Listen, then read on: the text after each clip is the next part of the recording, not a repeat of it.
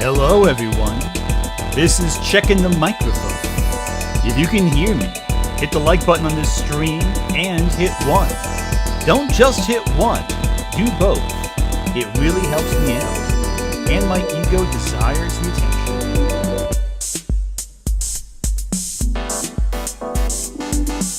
Glorious, glorious. Wow, that is a loud vehicle driving past my house. That is concerning. I'm a little worried about how fast that one's going. Either that or they do not believe in moderation. One of the two. Alright, let's adjust the music somewhat. I think that's a fair adjustment right there. I missed the... Oh no, okay, cool. The new images were uploaded perfectly. Good, good. How's this for sound? If I need to adjust the balance a little more, hit 2. If you like how it sounds, hit 1 once again. And if you haven't already, please like the stream. Good. Excellent, excellent, excellent. Then we can proceed, shall we? Just sit back, relax, grab a beverage or two or something or other, and once you get the one image that comes up on the thing, I like this one. By the way, a new image added by DS Marionette, which is pretty cool. A reference to a previous stream. If you catch it, let me know what it says and repeat what it says in the chat. There you go. Type what it says on screen right now. Oh, too late. You missed it. Let's go back. If you can type it, if you saw it, make sure to write it down. Welcome everyone once again to one of these streams. Oh, super chat coming in. At Mark M1575 super chatted $5. Hi Ant. Hi. Hope you're doing well. Sorry for the off-topic question, but what are your thoughts on the Clayface trailer? I might have missed it. Oh, I have a lot of thoughts. I'm really digging the trailer. I think it's really good. I think it's fantastic. There's a super chat that we missed too. From I'm not sure I didn't load. From Ermanita Rules, we back and ready to roll, gang? Yes, we are. But to answer your question with the Clayface trailer, I think I discussed this previously on stream, but I think it looks fan-frickin-tastic. I am excited for Clayface. I cannot wait. I'm realizing right now that the way this falls on my face, this wallpaper, is that I am now officially the president's daughter, apparently. That's interesting. I didn't know that. But apparently I'm the president's daughter now, according to this placement of my face on this wallpaper. I just added it. I didn't know I was going to land on it. I kind of figured it was where it'd be. Right next to Leon. So there you go. Let me just adjust myself slightly. So, middle of the afternoon for you guys. Well, it is it is 7 o'clock for me in the East Coast here, right outside New York City. And it's been a whole bunch of days. I'm not sure if you can tell from the wallpaper what we're talking about here today at some point. But new Resident Evil trailer came out. New Evil Dead Burns trailer came out. And apparently Mortal Kombat comes out in like a couple days and no one's talking about it. I don't know. I think it's kind of neat or sad depending how you see it. But what are you going to do? It's freaking 2 a.m. over there and that's late for you.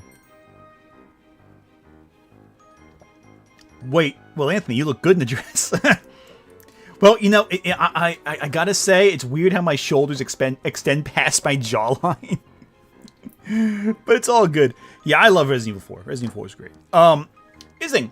Resident Evil, as a series, was actually one of the first games I ever played. My older cousin had a PS1, and he was playing the original game when I was, like, over at his house. And I just watched him play it, and then one day I took the control and played it myself, and died in 5 seconds. And from there, it started my tendency to play games where I get killed in on a regular basis. I love video games, but I am not great at them. That's my thing. 1 a.m. Man, I'm learning a lot about time zones. It's pretty remarkable. Anyway, game suggestion for you if you want it. A good game. I mean, honestly, a good game recommendation for Resident Evil. The remake of 2 I think is excellent. Obviously 4, both original remake I love a lot. Honestly, it's also funny too. I think that Resident Evil 7 and 8 are really good, more than I think a lot of people agree. But I especially love how frightening 7 feels, and for 8, well, there's one really big reason why I love 8. And it's the reason why a lot of people love 8, too. It's one very, very, very large reason. Obviously, the Duke, of course. What are you thinking? I was talking about Lady Dimitrescu or something like that, who's upbeat. What? Okay. There's a lot to discuss. I'm going to, not Resident Evil Amp, but maybe something like Thompson Friends. Wonders of Sodor. I have been seeing a certain VTuber by the name of Rin Penrose playing that, and I gotta say, I am tempted to play Thomas the Tank Engine. It's such a surprisingly good game. Have you read Shirley Jackson's short horror stories? Yes, I have. Discovered recently and was wondering if you had any thoughts. Yeah, I love, obviously The Lottery's a classic. I think a lot of Shirley Jackson's work, because it's funny because she also wrote a lot of cooking stuff as well, and there is that kind of domestic element to a lot of her horror, which I love a lot. It's a really human feeling to it, which I love. I'm going to adjust the camera slightly. It got knocked over slightly. There we go. Yeah, no, it's a human element to Shirley Jackson that I adore. I think she's fantastic in that sense. But, you know, the more you read of her work, the more you get the sense of isolation, paranoia, claustrophobia. She was really good at representing socially awkward and disconnected characters so well. Obviously, on the Hill House, but also Bubbles B6N super chatted $4.99. Just got a Blu-ray copy of The Storyteller. It's an Australian copy, but it works on most US players. Anyway, favorite Galaxy Angel character? Oh, crud. Top of my head, couldn't tell you. But Storyteller's fantastic. So there you go. Have not gotten back to Galaxy Angel in quite a while, sadly. So I'm a little hazy on even like some details of it. But Storyteller's fantastic. I do recommend you all watch it. It's excellent. Okay, that being said, though, there is some news I want to go over real quick. One major one that I'm sure all of you are talking about.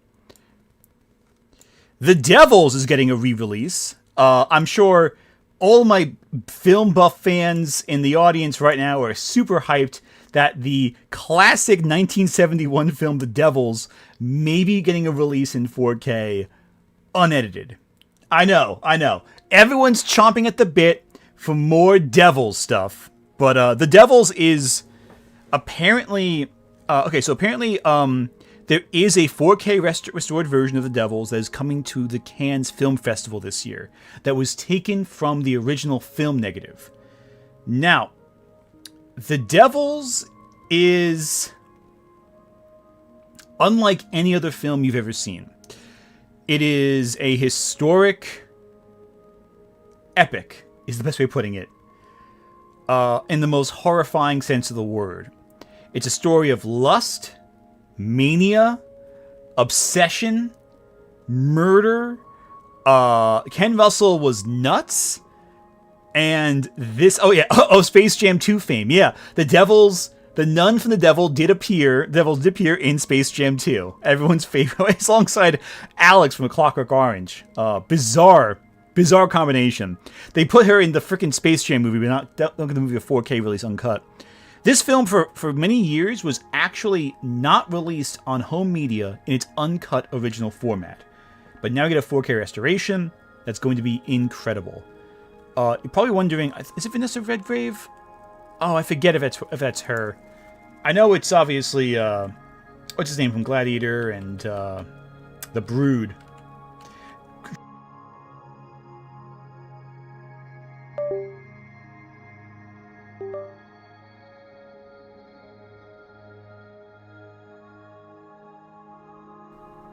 Something's funky with my camera, it looks like. 1 second. I think I have an issue here. 1 sec.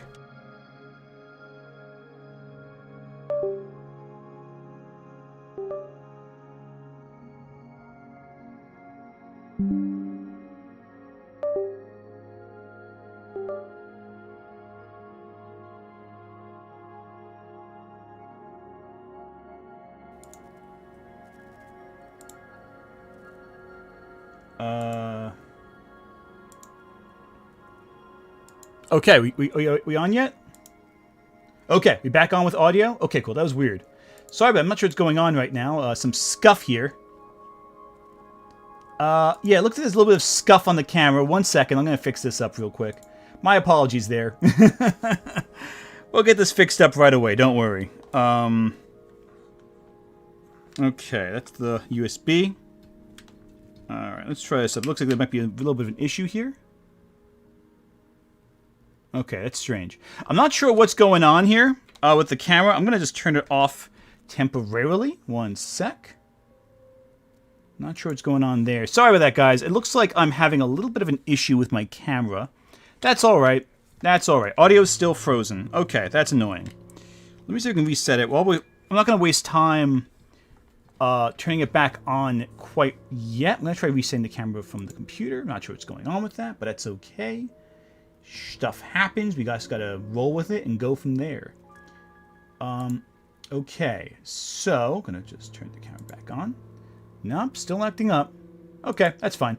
You know what I'm going to do? I'm going to hop into... Don't switch. I'm going to hop into this chat right here. There we go. I can still... At least we have some version of me on screen. Is that right? Cool. That's fair. At least we got someone on screen right now. Sorry about the fact that my camera is not working. That's annoying, but whatever. We'll figure this out. Not sure why that happened, though. That's so strange. It's never not worked. Oh, well. Anyway. That's annoying. Let's try this out real quick. Display, device, no. Webcam. Let's see webcam. That might be it. Sorry, trying to figure on the fly what's going on here. It never happens. Camera access. Camera device settings. Device. There we go. Now it's working. Excellent. Cool, cool, cool. Excellent. Cool. Overlay. Camera. Why is it not working then? Huh.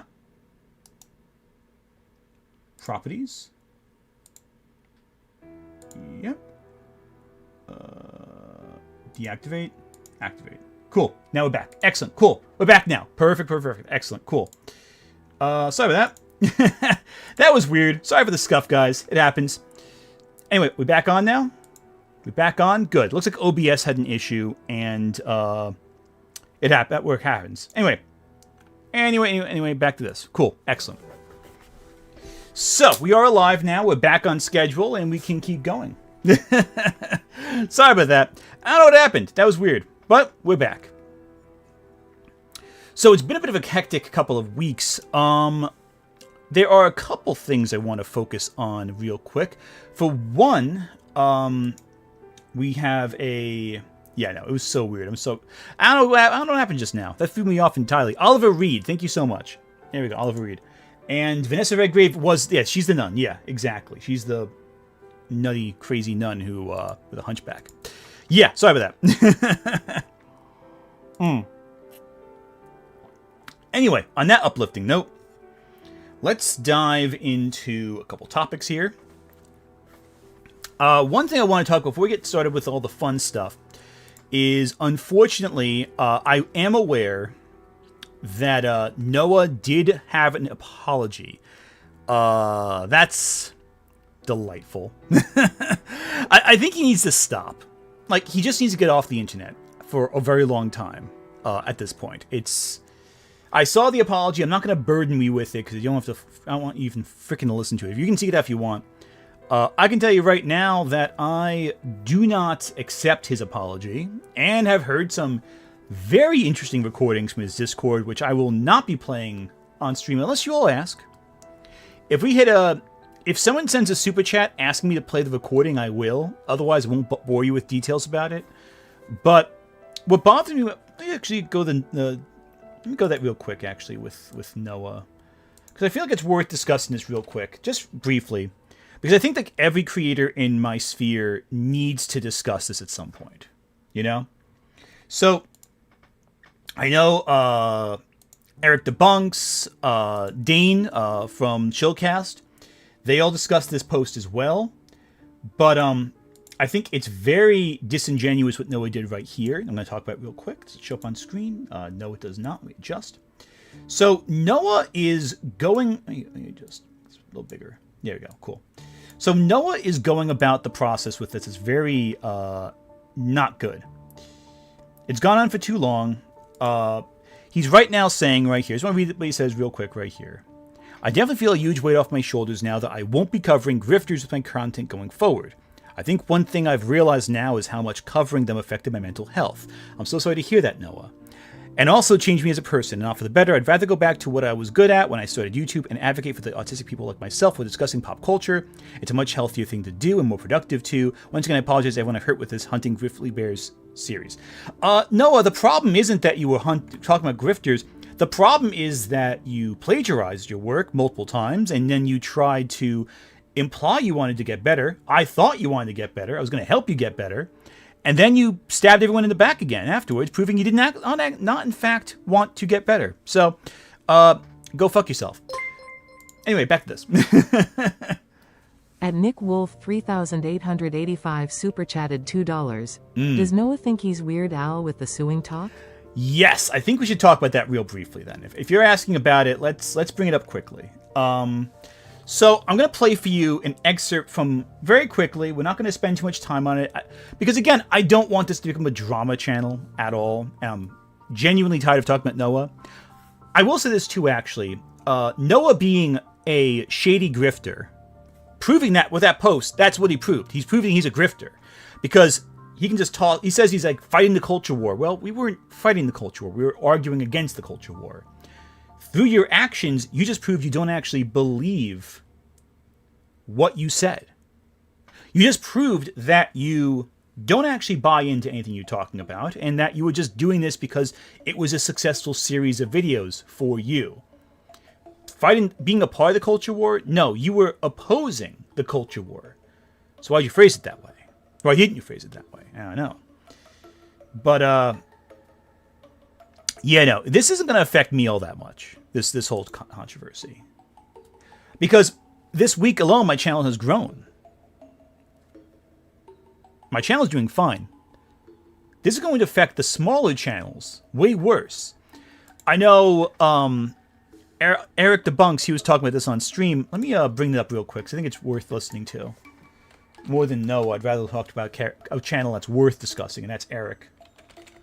Here we go. Listen to this real quick. Let's go right here, because this is a channel that's actually worth talking about. Not Noah's, but someone who actually does fight to really care about the topic. And Eric's been around for a very long time. He's talked about a lot of this kind of stuff. And as an openly gay man, he's dealt with a lot of bigotry online.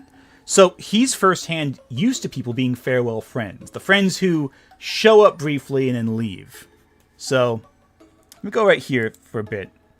It's not something that people typically grow out of or learn from. They just get better at covering it up.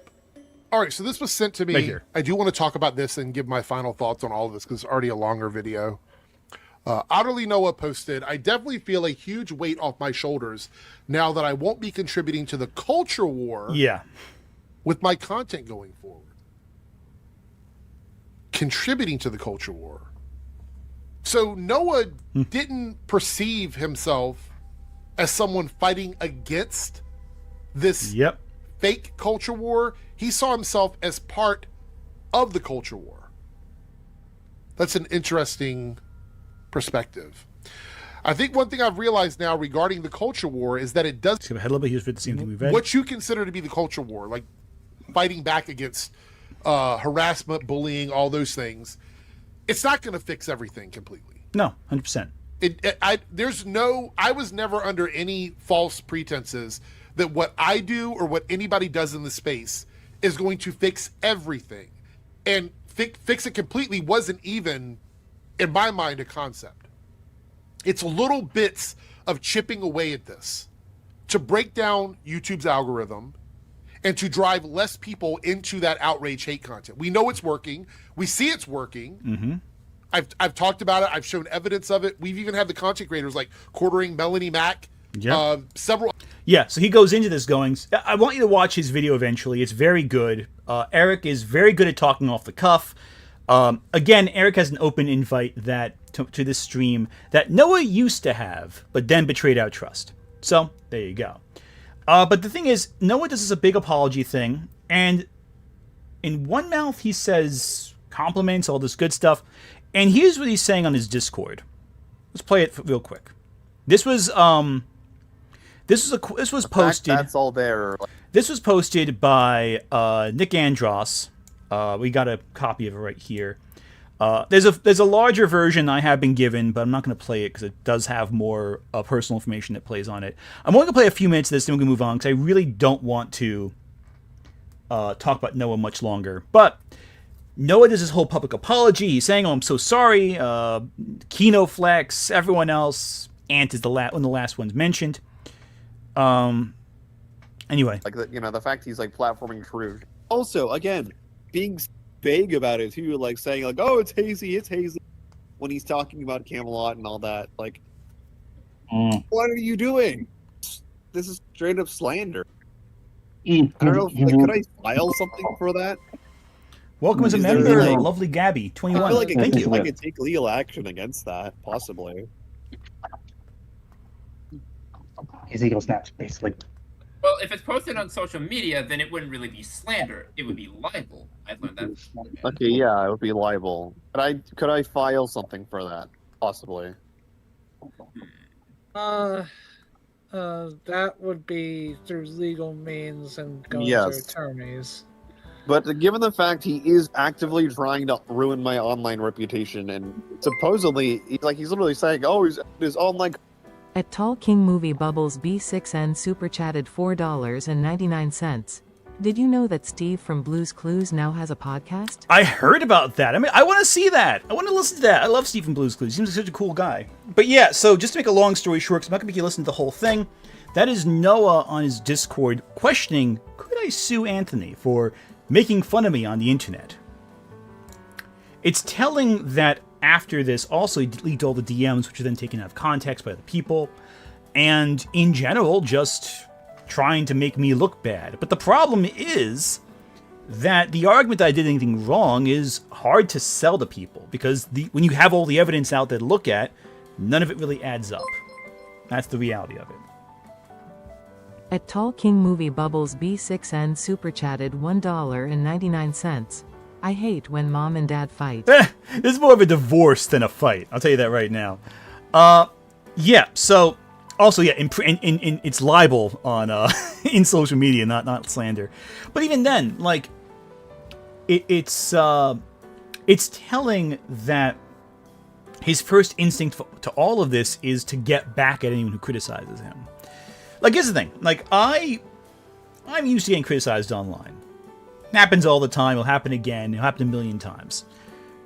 My channel is big enough and self-sustaining enough where I can take a hit and keep going pretty nicely. In fact, my channel has grown since this controversy started, pretty significantly. More so than the Mueller channel, anyway. But still, like, that's fair. My channel has a lot of material people want to see. Controversy like this doesn't really sell that well. Like, a lot of EFAP and a lot of Noah's fans have been in the comments trying to criticize me, and it doesn't catch on because it's a hard argument to explain because it's so conspiratorial. At Varaxis super chatted $6.77. According to Noah, this was said right after your stream, not when Nicandros posted it. You can choose to believe or care or not, but I should say that. I fully believe that's when it was, but it doesn't really matter to me. I'll tell you this right now. I'll explain why it doesn't matter to me. It doesn't matter to me. Oh, and supposedly Noah sent me a DM about this, but then deleted the DM before I could read it. Like, that was weird. I don't know. So the thing is, ultimately, like, in general, like here's the thing. With drama, the reason why I don't do drama as a concept... Wait, is that Discord after the apology? No, so that Discord message was... That recording was actually before the apology. But I was never supposed to hear it. That's the thing. I was never supposed to hear that conversation. Noah has become friendly with so many drama tubers that his entire Discord is now full of drama guys who are just leaking shit. Like what are you doing, man? Yeah, no, he deleted it. Yeah, he deleted it. Yeah, he didn't want me to see that for some reason. But it's like, drama sucks. I'll tell you that right now. Drama sucks. I don't know how drama tubers do this on a regular basis, because it is soul draining to talk about this shit. That's one of the reasons why I'm having such a hard time talking about this bullshit. I'm like, I don't enjoy it. It sucks. I'd rather talk about fucking video games. I'm gonna like make fun of the Birdman in a very polite way. Birdman, if you're watching, I'm just talking shit. I'm not like trying to like get into a fight. But still, it's like, you know, we're going to talk about media, we're going to talk about movies, we're going to shit like that. That's fun. When I get into a fight with someone, it's over media takes. I don't like targeting them over their personal beliefs or... Oh, that's not true. I do that often. But I don't like targeting them over drama, I should say. More philosophies of life that I disagree with. But, yeah, no, it's just kind of sad because it feels to me like in hindsight, the more I think about it, the more I realize how badly I misjudged Noah. At Tall King Movie Bubbles B6N super chatted $1.99. Just ask Psy. Oh, exactly. Exactly. Another example with Psy, yeah. I have a pattern of seeing the best in people. At Recon_on_air super chatted $2. Drama sells, but it costs your soul. Every time. Yeah, and also the other thing that's huge about drama is this, and one reason why I do not want to... And here's the thing also. A lot of people will point to my channel and point out specific videos and go, oh, that video underperformed, your channel's going down. But I'm like, no, it's deliberate. I don't want every video to be a massive hit. I don't want every video to be the same. I don't want every piece of my content to ever get to that point where you're like, okay, he's the guy who does this specific one thing. Because once you do that, you're pigeonholed, and that's it. I like to do a variety of things because I try to talk about different topics. I don't want to be locked in to one specific niche. That was a strategy I incorporated from the very start of my channel. I never wanted to cover the same thing too many times at once, because once you do that, your channel becomes that. Do you know how many Lily Orchard videos about Lily Orchard specifically that weren't responding to her attacks I did? 2. At Jessi's D3 adds and then the other ones I $5. responded to her attacks. That's different. During the Kingsman Rivals drama right after the game started the whole thing, some TikTok drama guy called him on disc and like, how can someone do it? Oh yeah, the Kingsman drama. That was a while ago. That was crazy, man. At Tall King Movie Bubbles B6N super chatted $4.99. Drama has a way with people. Mm-hmm. Just look at the White House. Exactly. I will start drama on it. Yeah, thanks a lot, TDB Game. By the way, TBN Gaming, fantastic channel. Watch him. He has some good stuff. He had a good video recently about a game I had not heard of that had a lot of drama associated with it. Not drama, a lot of culture warriors going at the chain against it. But it's like, it's a whole thing. It was a whole thing. That was the one where the Kingsman Marvel Rivals drama. That was where it was the tournament and it was the college kid. I think you must remember for 18 months there, Angel and Gaming. I got secondhand exhaustion. I can't imagine you. Yeah, it's exhausting. It's exhausting to deal with that crap. But it's also validating. I'll explain why it's validating real quick, because I want to get on to the Resident Evil drama, because it's more Resident Evil discussion, it's more fun. Well, because here's the thing. You get all these channels that try to take you down, right? EFABs now, I think, has like 6 videos on me in the last week, which is very funny, I think, considering that none of them are taking off. Like, here's the thing. I always thought they had success, but like, I guess I was mistaken. The thing is, drama is front-loaded. Drama is not evergreen. So, with my channel, my videos from a year ago are still getting watched. People are still coming back watching my Harry Potter video from 2 years ago. That's still getting views and hits. My Magneto video gets hits. That was one of my first videos I ever did. That's 2 years old. So it's like, the stuff you do, if it's well done, keeps getting in the algorithm. Like some old videos that you get relaunched in the algorithm, and they're old videos, but they're not outdated. You know, the concepts are universal. They're evergreen. They stay around. And that's beneficial. With drama content, once the drama ends, that's basically it. You know, that's kind of... I mean, you get like the big docu-series ones. Those are the documentary length ones. Those still get hits. But like, most of them just fade off. So you gotta find new drama to talk about every week, from week to week to week. You gotta have something new. With my channel, I can put out a video that doesn't do well, but my channel's still doing fine because there's 20 other videos still in circulation. At Mark M1575 super chatted $2. Drama and rage are fuel that burn quickly. Exactly. People get bored of it. Bored of it. At Eustace Giwo super chatted $5. Once you start down the drama path, forevermore will it dominate your social media life. Yeah, exactly. Also, let me just point something out real quick. This is a minor thing. A lot of people who I've also realized that almost every single person who's been I've been rage baiting a few comments just for the fun of it on my videos. I want to see what they actually know about the situation with Noah, and none of them seem to have any idea what they're talking about. They get basic facts wrong. Like basic shit, like the time. You know, it's like these people don't know what they're talking about. So what's the point of arguing with them? They have no idea what's going on. They just know who to target and who to yell at, and that's it. And then they burn themselves out, and no one listens to them, and they just go off and get mad at the next guy. So it's like, what's the point? Who cares? The problem is going to hurt the smaller channels, and that's why you have to celebrate smaller YouTube channels.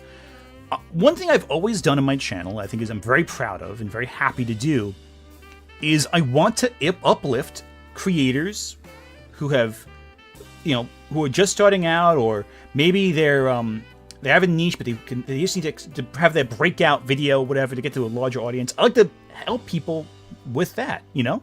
I love promoting people. I think it's a great thing. I love helping people out to get better, and I think a rising tide lifts all ships. At Hermanita Rules super chatted $4.99.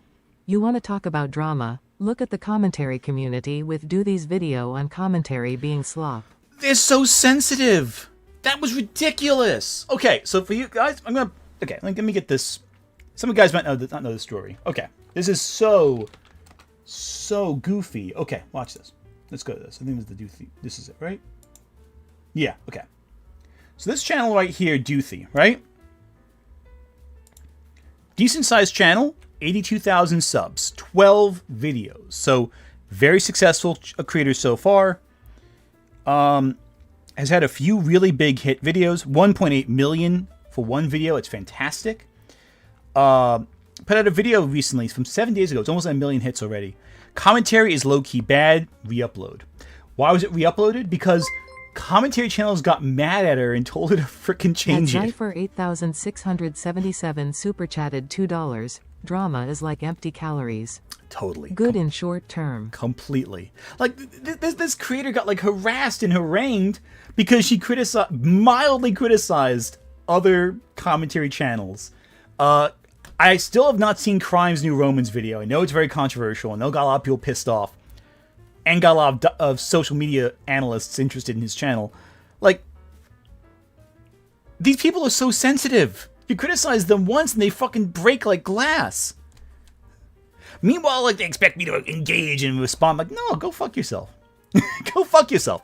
And Noah is a grifter. I will say that outright. A lot of people are afraid to say the word Noah is a grifter. But he is a grifter. And he should be called out for that. And I think every creator who's ever worked with him should have a public call out. Like Eric DeBunks did. Like Dane. Like Organized Chaos did. All of them. To some capacity. Publicly. Even Krim had a... Kate Cast Reviews super chatted $4.99. It's the constant problem of people want to feel superior, while also only reading the headlines to inform their opinions. Yep. At Jonathan Frostathan super chatted $4.99. And I love promoting smaller creators. The smaller creator in the corner trying to stay quiet to not to sound like a shill. Crying.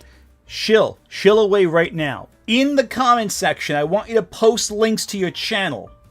Alright? Post links to the channel. Everyone in chat. Okay. Use discretion. If you're posting like viruses, I'm going to ban you. If you post like one of those like hacking schemes, we're going to ban you from chat. But like if you're a smaller channel and want to promote yourself, just introduce yourself right now in chat. We will do that.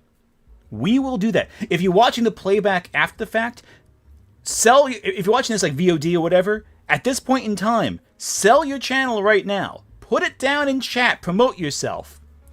Give a little introduction so we know who you are, but still. At O0Ojolono00 super chatted $2.05. Hi, Ant. Also, I'm not following Noah anymore. Good. I think that's good. I want to point out something too that people don't realize. Noah's channel is still bigger now after this drama than it was before the plagiarism drama. It still has more subs. Though I am curious about one thing. And after this, we'll stop talking about Noah and talk about Resident Evil after this, because I want to talk about much more. Who here uses Social Blade ever? Yeah, and you guys use Social Blade? Okay. I want to bring something up here that I'm very curious about. This is Noah's Social Blade account, right? I'm a little curious about something here. I'm a little confused. So right here we have, in the corner right here, we have his gained subscribers weekly. As you can see, he's had a rough couple of weeks. And we have his gained views recently. Do you know something weird about this? I'll let the super chat play first.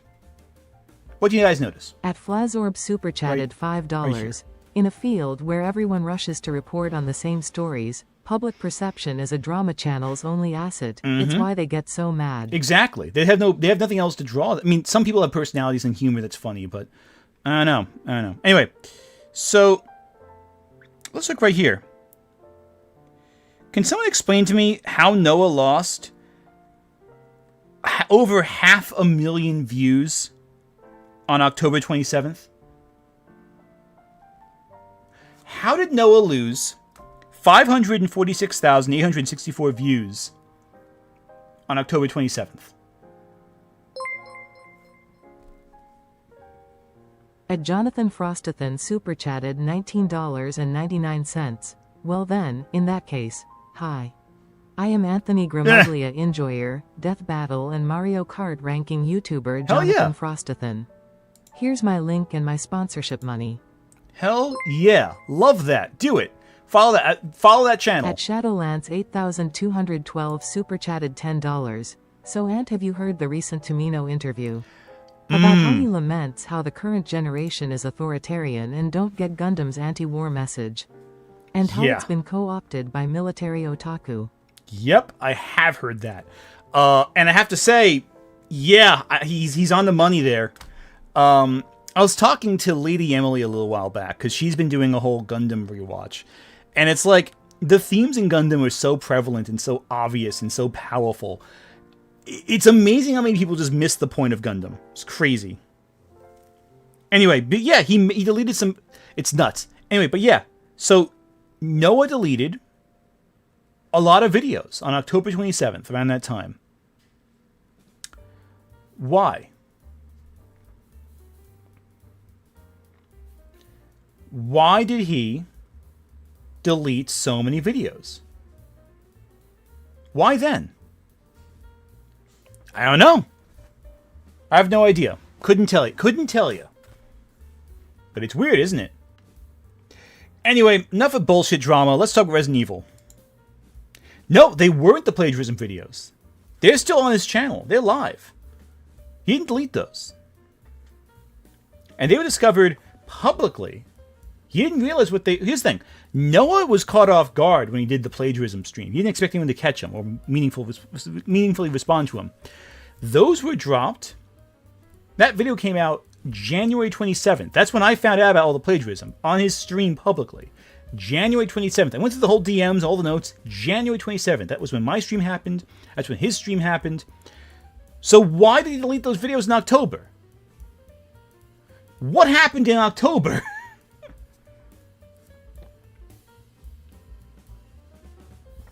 I don't know. I couldn't tell you. It's probably something that someone knows. I don't know the answer. I just know it's fucking weird. 2000 show. Primeval. Primeval! Yeah, okay. That was one that a lot of people brought up.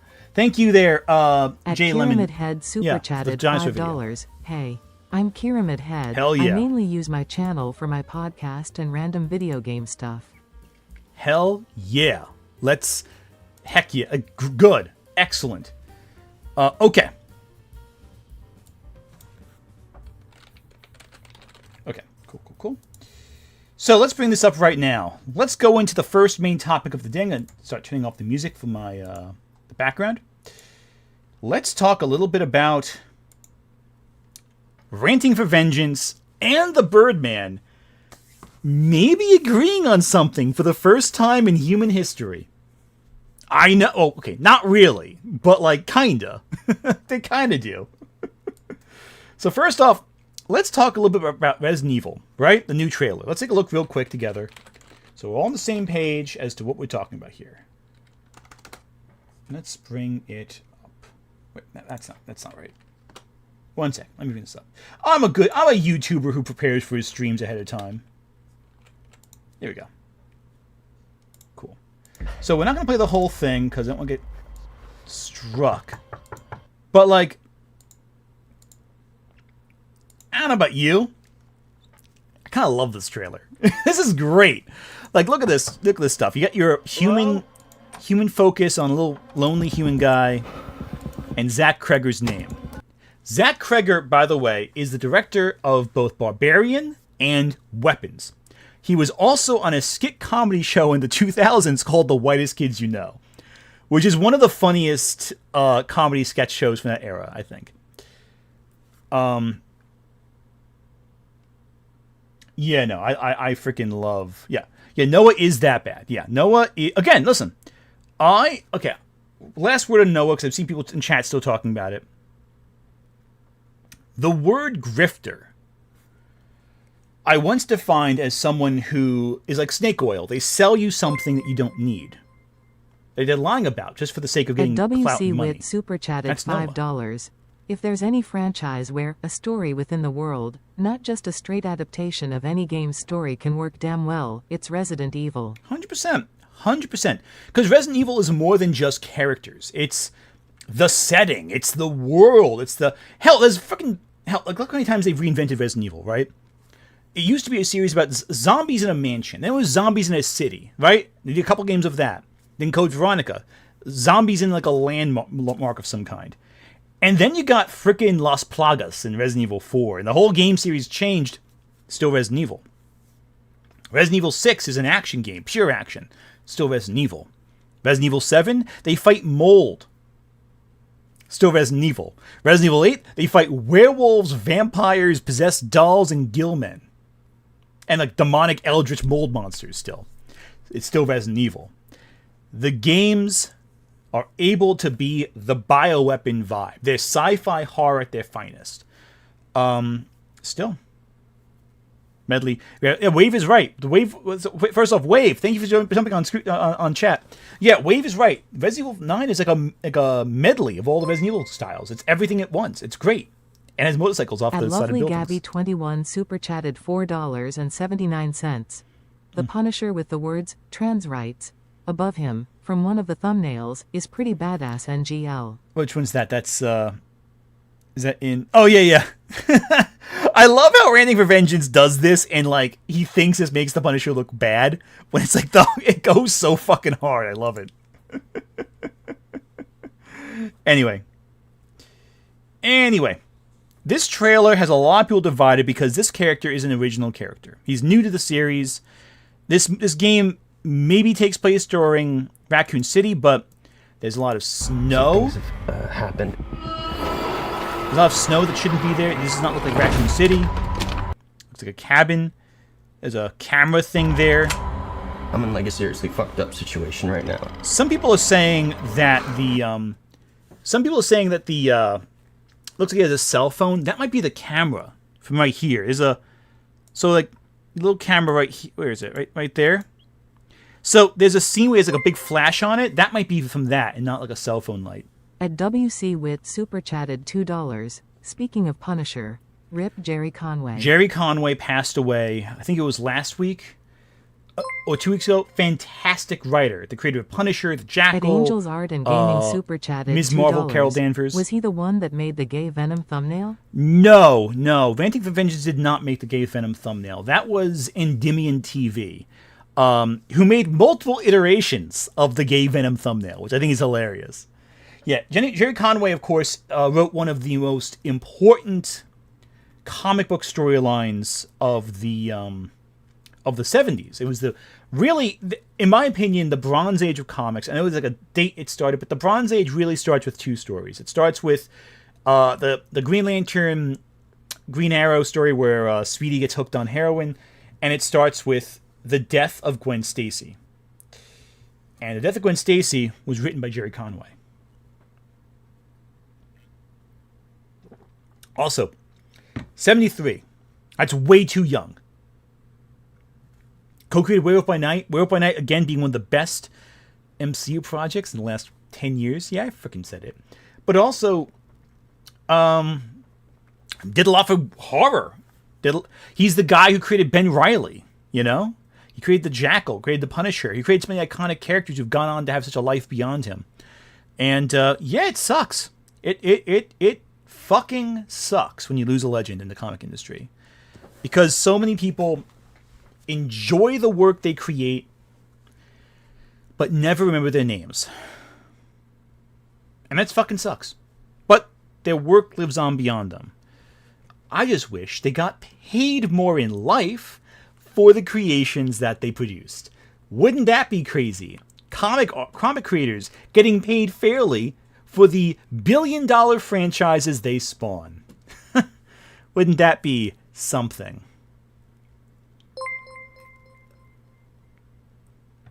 At Mark M1575 super chatted $2. TBH, OCs and adaptations make me a little nervous. I get that. And we had an example of that with friggin' Mortal Kombat back in 2021 with Cole. Everyone's favorite Mortal Kombat character, Cole. who the whole movie's like, couldn't this just be like Scorpion? Like, couldn't we just replace Cole with Scorpion? It would have been a better movie. I don't know. Got Hiroyuki Yakata. Ah, crud. What's his last name? Hiroyuki Sanada. Hiroyuki Sanada, yeah. The fantastic Hiroyuki Sanada playing Scorpion. And he's barely in the fucking movie. Yeah, thanks, chat, for pointing out Sonata. Yeah, I know. With names, I get bad. I was going to say Ken Russell was Ken Burns at first. That's how bad I am with names. It's awful off the cuff. Anyway, there's a little bit segment right here where he has a cell phone. Looks like he has like a phone light. I think it's his camera light. Also, this Baron Harkonnen creature entity right here. I'm thinking it might be like a Nemesis kind of thing, a Nemesis parasite kind of entity, like a Mr. X. I'm thinking. Who knows?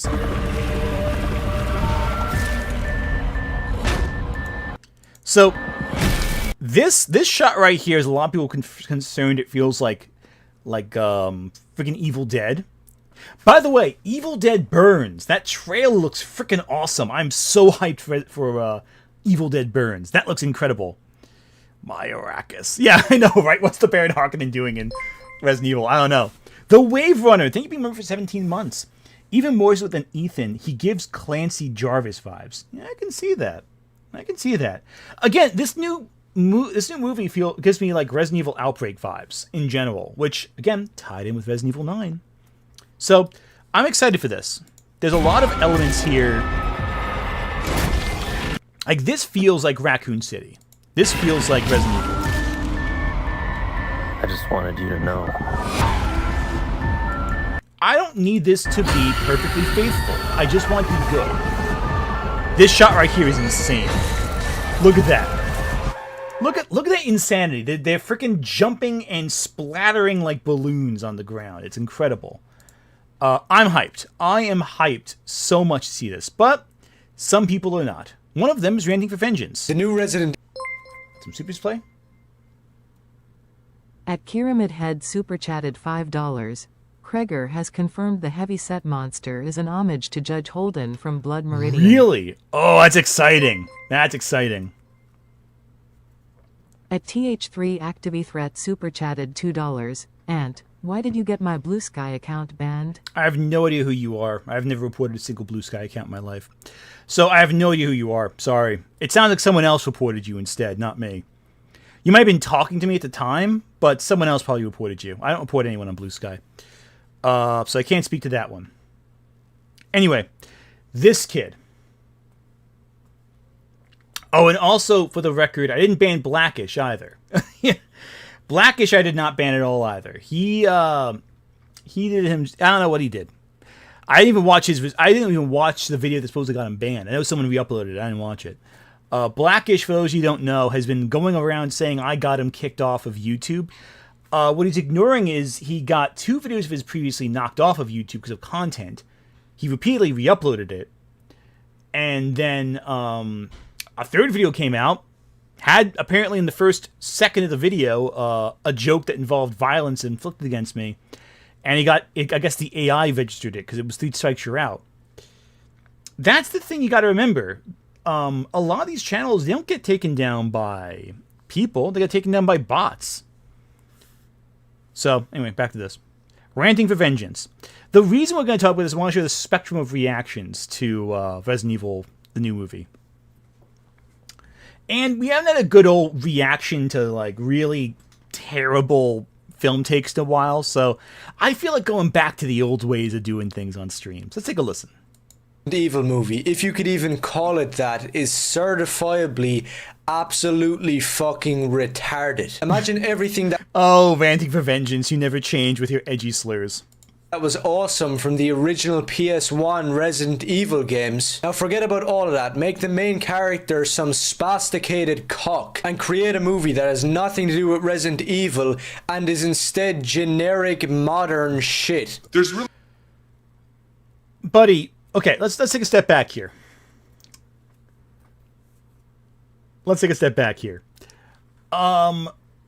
We know nothing about who this character is. We just know he has a loved one and is running around helpless in Raccoon City. That's it. That's all we fucking know.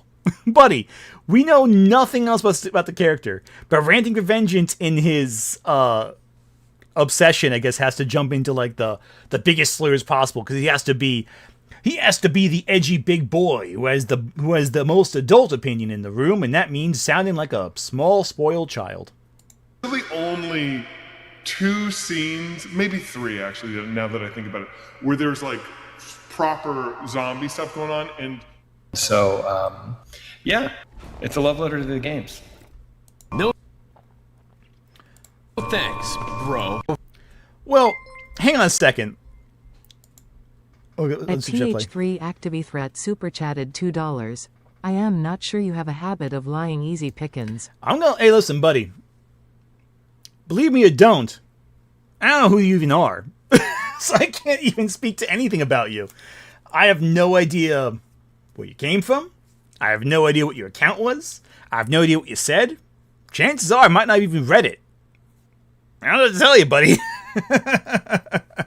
And if you're going to keep picking fights, I'm just going to put you in timeout in chat.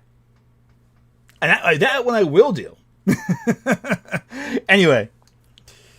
But thank you for the money, though. I appreciate the super chats. So hang on a second. So you say no zombie action, but then what game did you select as an example, as a response to the non-proper zombie action comment? proper zombie stuff going on, and so yeah, it's a love letter to the games.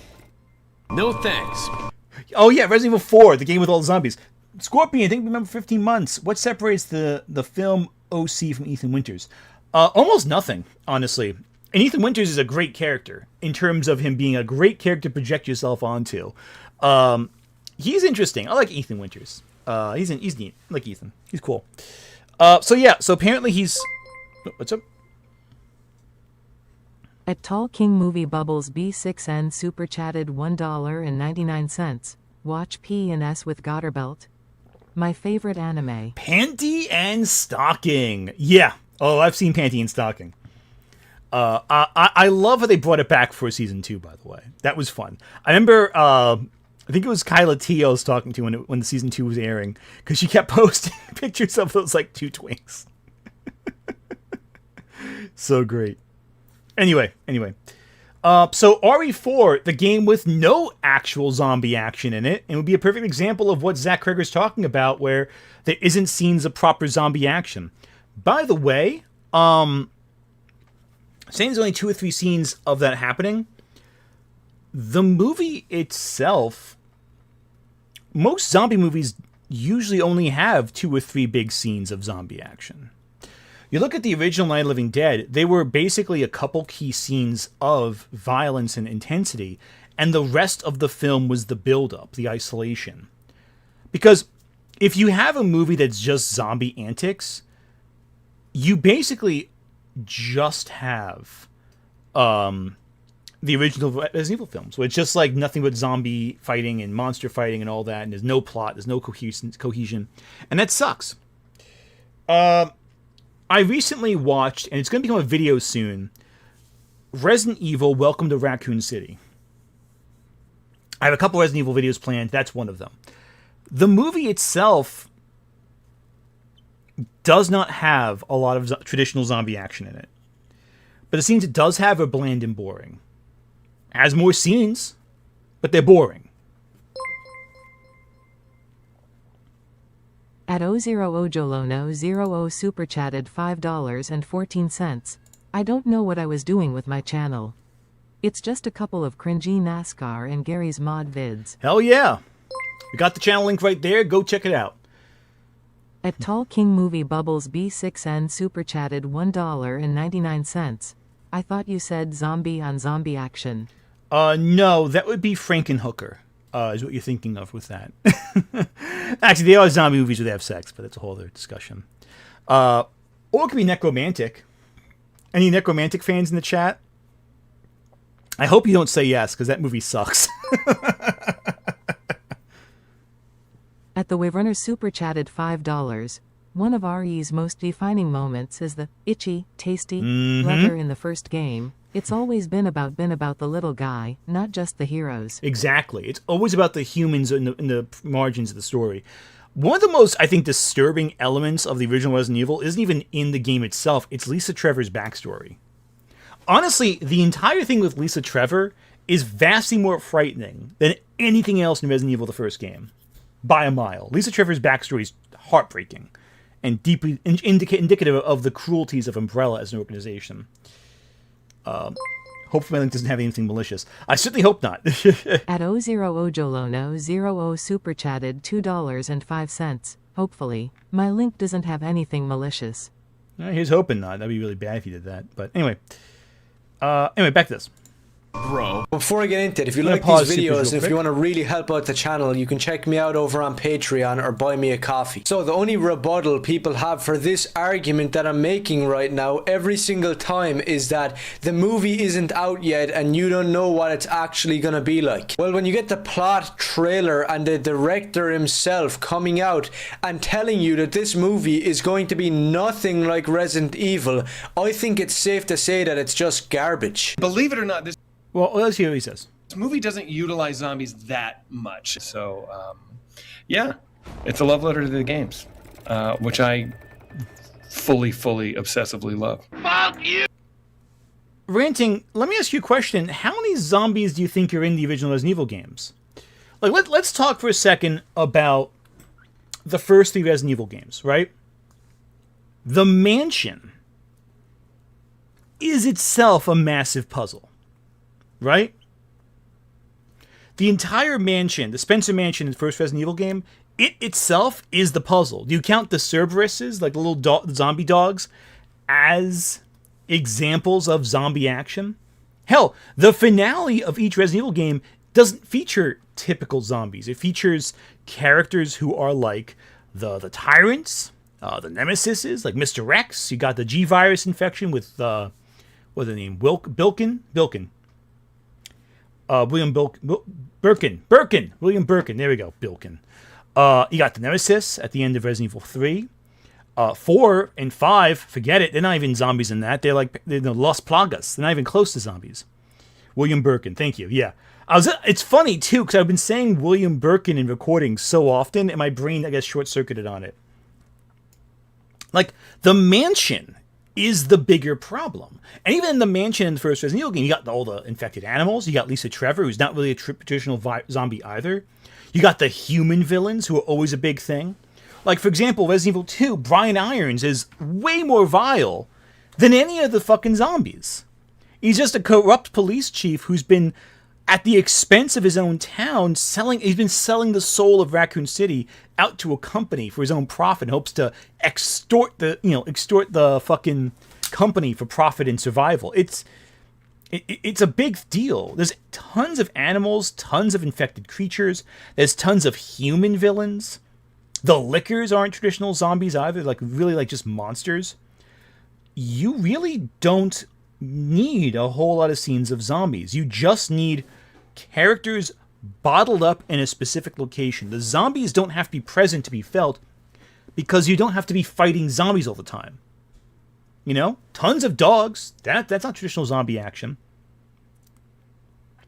Yeah, Brian, I think, was worse than Brian Irons, and I'm drawing a blank on the guy from Resident Evil 3 who, extorts them for the cure and all that stuff. I'm drawing a blank on his name. He's like a military guy. You know what I'm talking about? I'm forgetting his name from Resident Evil 3. They're more vile than Wesker or the Umbrella staff, in my opinion. It's just the real banality of... Nikolai, thank you. It's the banality of evil, really, with those characters. They're just vicious, disgusting... they'll sell out their own for, a couple profits. For a little bit of money. They're like Burke from Aliens, right? Just, vile little people who... for a little bit of money, are willing to sell their souls to a machine, a corporation, and that's what it is. They're vile characters, and they're more present than the individual zombies in the games. So there you go. Oh, actually, I paused super chats. That's why they're not playing right now. I'll let this one play out. Was it not going? That was weird. Okay, that was weird supers for some reason. I don't know what's going on with that. At Mark M1575 super chatted $2. F Brian Irons. All my homies hate Brian Irons. Yeah, no, right? Brian Irons sucks. Like in terms of villains. Okay, pausing supers real quick. Let's keep going. Before I continue, that's something I'll say. There's a lot of fake fans out there in the modern day, especially for video game franchises like Resident Evil. And I don't really have anything to prove to any asshole watching this video, but just to let you know, I am a real fan of Resident Evil. If you haven't played any of the original PS1 games, or any game that came out before the remakes, then you're not a real Resident Evil fan. And were you even born before? Dude, shut the fuck up. I played those games when they came out, you fucking nerd. Speaking of people who are tourists, we get on to the insufferable fake fan cunt from Hollywood, Zach Cregger, which now gets to make some handicapped fake Resident Evil movie because he made some horror movie that nobody watched. It won a fucking Academy Award, you nerd. Barbarian and Weapons are fucking amazing horror films. Nobody watched them. Dude, maybe you didn't watch them. Like, oh yeah, nobody watched Weapons. What is that gross anyway? The Academy Award winning film Weapons. Let's look at this real quick. Weapons on a... oh, wow. Okay, yeah. Nobody saw Weapons. Mm-hmm. Yep. That obscure movie nobody watched. Weapons. You can't see it right here. Let me move it over. Weapons grossed worldwide $269 million, which for a rated R horror film is a pretty big deal. Then again, I get why he probably didn't say anyone saw Weapons. He probably couldn't afford to buy the ticket because he's a child. We even have to say who was going to be making a Resident Evil movie back when the original games came out. The master of zombie horror movies himself, George A. Romero, was going to make an adaptation of Resident Evil 2 back in the 90s. But screw that, screw great directors like George A. Romero and Sam Raimi, who made these iconic movies that were offensive, had badass male leads like Night of the Living Dead or any one of the Evil Dead movies. Screw all the great filmmaking and low budget techniques that make... Is anyone gonna tell this kid about Day of the Dead, a movie that is all about scientists led by a woman standing up to the military brass? How the badasses all get killed, but the scientists live on. Also, considering Ranting for Vengeance keeps talking about badass male leads, what was the ethnicity of the lead character in Night of the Living Dead? What was his ethnicity again? What was his race? What was his skin color? Was that significant, by the way, in the 60s to have a black lead be the leader of your zombie film? Curious. Also, don't forget that if Ranting for Vengeance is such... Here's the thing. He's citing Sam Raimi specifically.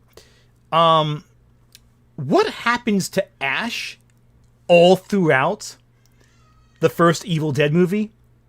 He gets his ass kicked. He gets his ass beat. People forget this. Original Evil Dead, Ash is getting fucking thrown across the room, smashed through, he's getting his face smashed through bookshelves. He's getting his leg ripped open. He's getting thrown around, beaten. He cries, he weeps. He's thrown around, he's tortured. Ash isn't the badass you think he is until the end of Evil Dead 2. That's it. For the first half of the Evil Dead trilogy, nothing. Also, Sam Raimi regrets some scenes in Evil Dead the original, specifically the tree scene. He's gone on record multiple times saying that he did not understand the intensity of what his scene was representing, and he regretted including it in the movie. And I get that. You know, you're a young director. You want to be edgy and all that, and you put something in your movie that you think is really horrifying, but then you realize how tasteless it is as you get older, and you realize, actually, I don't know if that's the right idea. Sam Raimi's still an intense horror director. But George Romero did not get his films made successfully, not because he wasn't a great director, but because he struggled to fit in the Hollywood system. George Romero did not have many actual financial hits in Hollywood. As stunning as it is, he didn't make a fucking cent on Night of the Living Dead because he failed to copyright the film correctly and thus lost a lot of money on that film. Do you know what George Romero did between Night of the Living Dead and Dawn of the Dead? A bunch of small productions that got forgotten to time. A lot of them. He remade Night of the Living Dead. His production crew did, I guess. Tom Savini, I think, directed it to make money on Night of the Living Dead. You know, it's actually really sad how George Romero got really screwed up by the Hollywood system. And his his Resident Evil script would have been a great adaptation of the first game. It would have been great if they made it, but it didn't.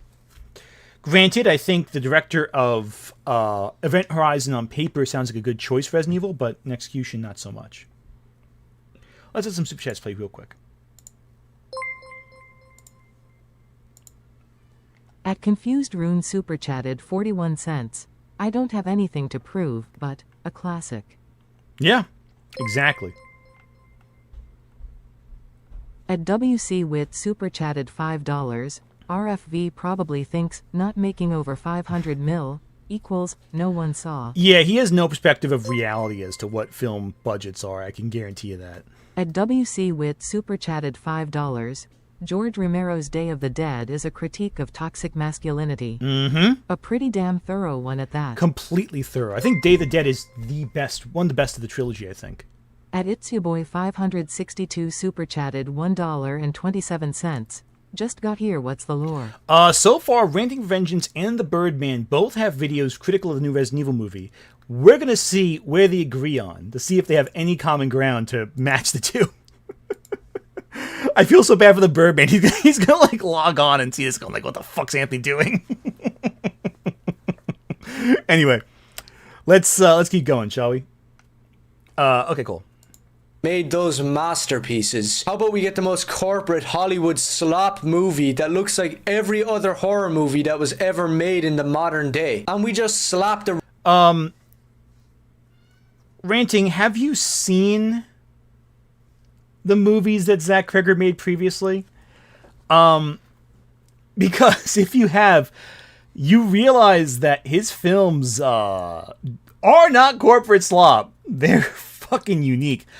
The thing with Zach Cregger, I say this a lot, that comedians really make good horror films. And horror directors make really good superhero films for the same core reasons. They have a real good sense of how to fuck with you. And what's a horror movie will look like? I don't watch many. Okay, so here's the thing. Let me show you something real quick. I can't show you the scene at the end of Weapons, but there is a scene from Weapons at the end of the movie that I think Conan O'Brien made fun of it in the Oscar speech, the opening of the Oscars.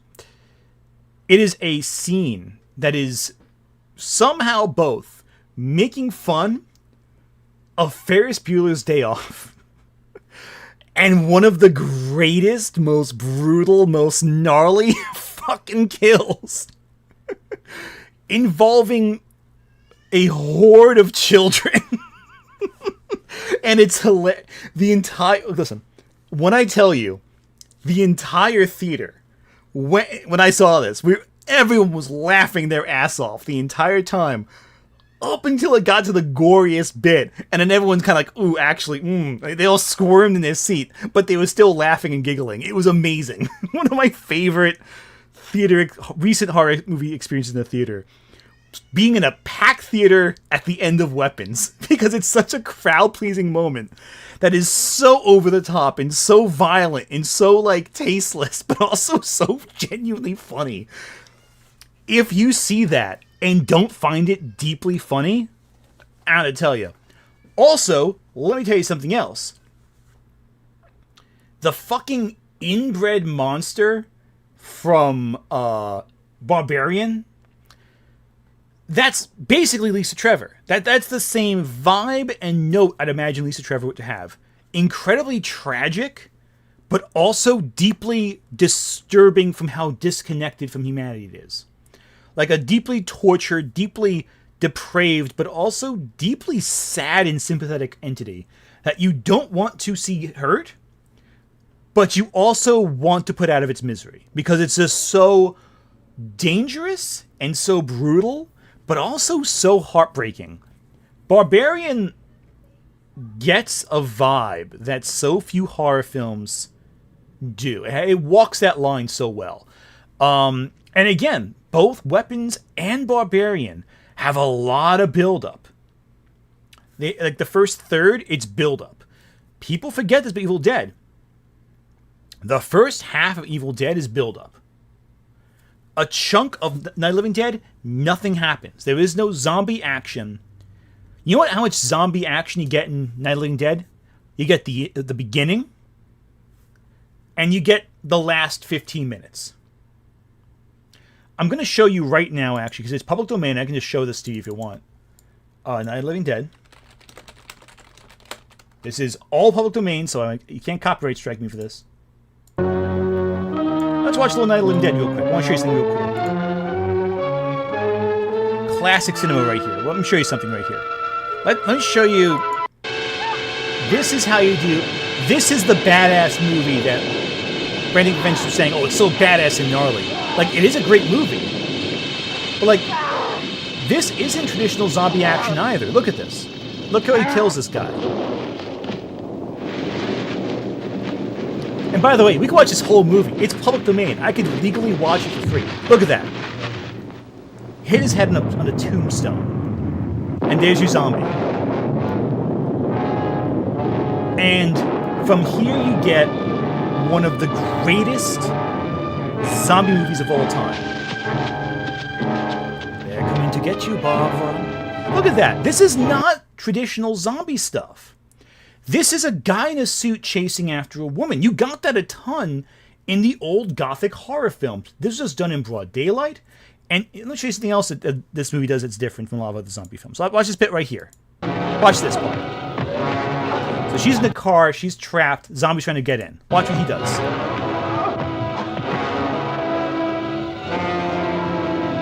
First off, pretty fast moving for a zombie so far. But watch this. Watch what he chooses to do.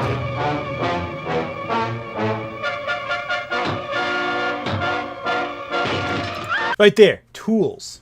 The zombies use tools in this movie. It's fantastic. This is a great... Night of the Living Dead is one of the all-time greats. And the zombies are different. They're intelligent. You know what? Here's another scene. Again, not zombie action. Cutting towards the end here. It's one of the best scenes in the movie. Right here. Yeah. Yeah, here we go. Here we go. Right here. Just a great freaking scene right here. Here you go. Let me go back a little bit. Right here. Yep. One of the all-time great zombie kills. It's a great sequence right here. Deeply horrifying. And the zombie, again, grabs a shovel and kills her mother with it. I won't show the scene itself because, again, I don't want to, I know some people get a little scared from horror films, even movies that came out in 1968. But the point is, this is the standard Ranting for Vengeance is talking about. And these are your big zombie scenes. It's zombies doing things that are unusual. There are very few kills in Night of the Living Dead, but they're not super gory. They're very, very subdued. That's what he doesn't seem to get. He doesn't understand it. He doesn't get what the appeal of this genre is. He thinks, oh, it's badass men fighting monsters. No, it's not. Yeah, Romero doesn't even call them zombies. I don't think he ever in any of the films calls them zombies. They're things. They're ghouls. They're those bodies. I think if you're shooting To kill the ghoul, you have to destroy the brain or some shit like that. You know, they don't use the word zombie in any of those films. So it's again these grifters. Ranting Revengeance. I don't know I don't know if he's ever even seen Night of the Living Dead. Resident Evil title onto it and start trying to retcon the lore. And online here, you have people who are saying the same thing as me. The fact that this has nothing got to do with Resident Evil and is completely disgraceful and disrespectful to the entire franchise. But in the same breath, you have an army of people who are just calling you an incel if you don't like some piece of shit movie that nobody will actually go and watch. Well, in modern lore, we found out the zombies still survived the missile strike. They're still on in Raccoon City. If you play Resident Evil 9, you know this, but, you know, Requiem. But what are you gonna do? That's the thing, if you made some badass action horror masterpiece starring somebody like Jill Valentine, Chris Redfield, Leon Kennedy himself, then you might have gotten some asses in seats. But with whatever the hell this is... That's not true there, Ranting Revengeance. Don't forget, we did that. We did make a movie with Jill, Chris, Leon, and Claire Redfield. Not long ago, actually. It was all action scenes. And none of you guys went to see it. I know this because the movie's out. It's called Welcome to Raccoon City, and it grossed $41 million. By comparison, Weapons grossed $200 million more. Also, you never played Outbreak, and it shows. I don't think anybody's going and watching this. And there's a lot of reasons for that I'm about to get in. Nobody's watching it. How many? Oh, 3.7 million in 5 days. Wow, look at that. People want to see it. Strange. But one of the main ones that people need to realize, and it's kind of a harsh truth that even some Resident Evil fans don't want to admit, is that the original trilogy on the PS1 and part 4, 5, and 6 of Resident Evil were all excellent and masterpieces. What the fuck did you just say? Hang on. Let's repeat that for a second. PS1 and part 4, 5, and 6 of Resident Evil were all... First off, that's not Resident Evil 6. That's the GameCube remake of the first game. Secondly, Resident Evil 6 is a masterpiece? 6? Hell, 5 is even stretching it. 6? 6.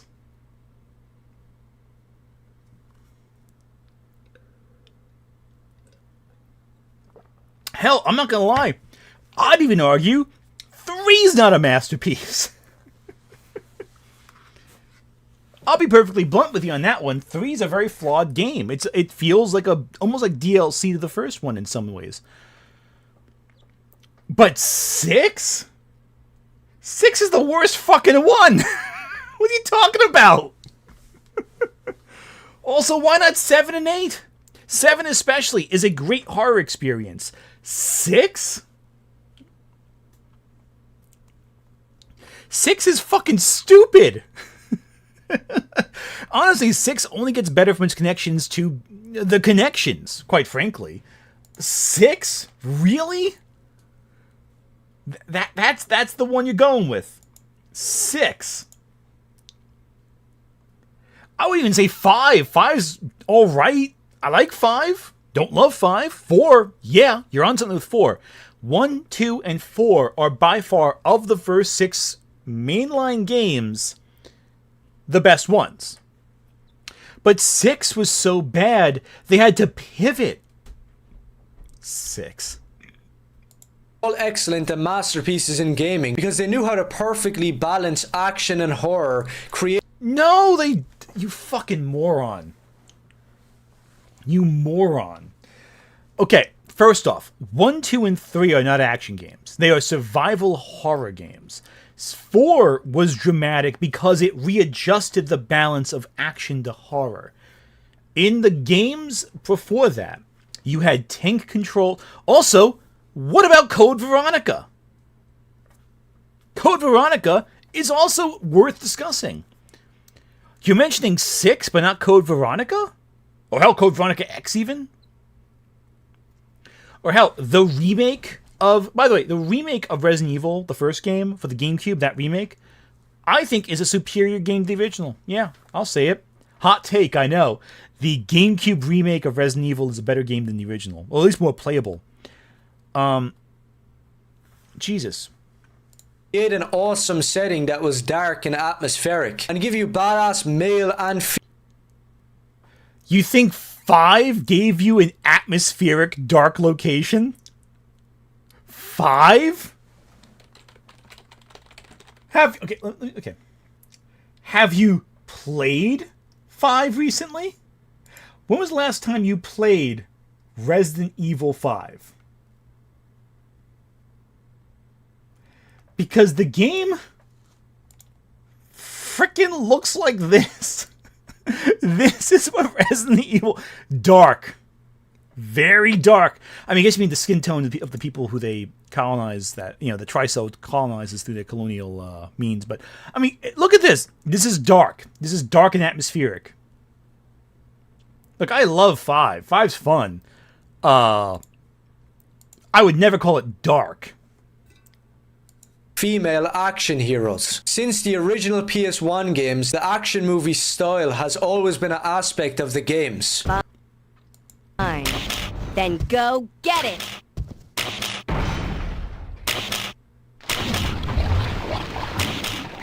Sucker.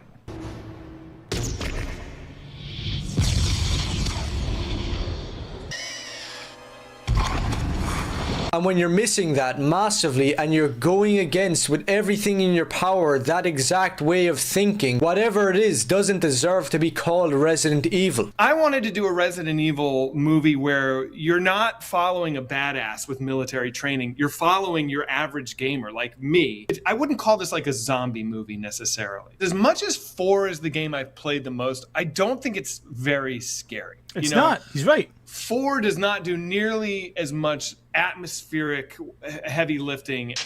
And not only... It doesn't! What is the fucking lie? 4 is not scary!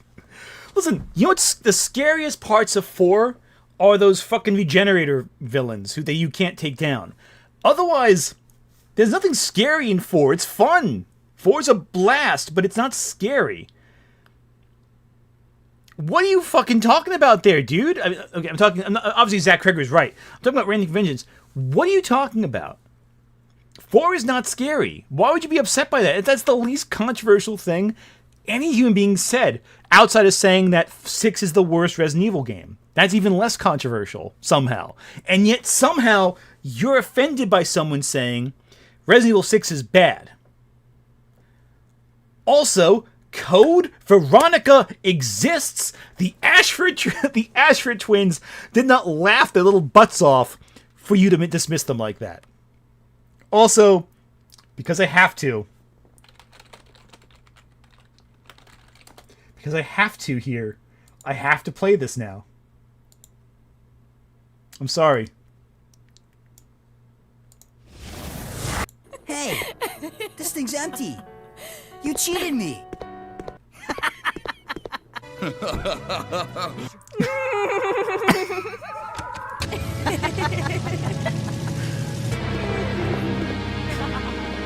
It's beautiful.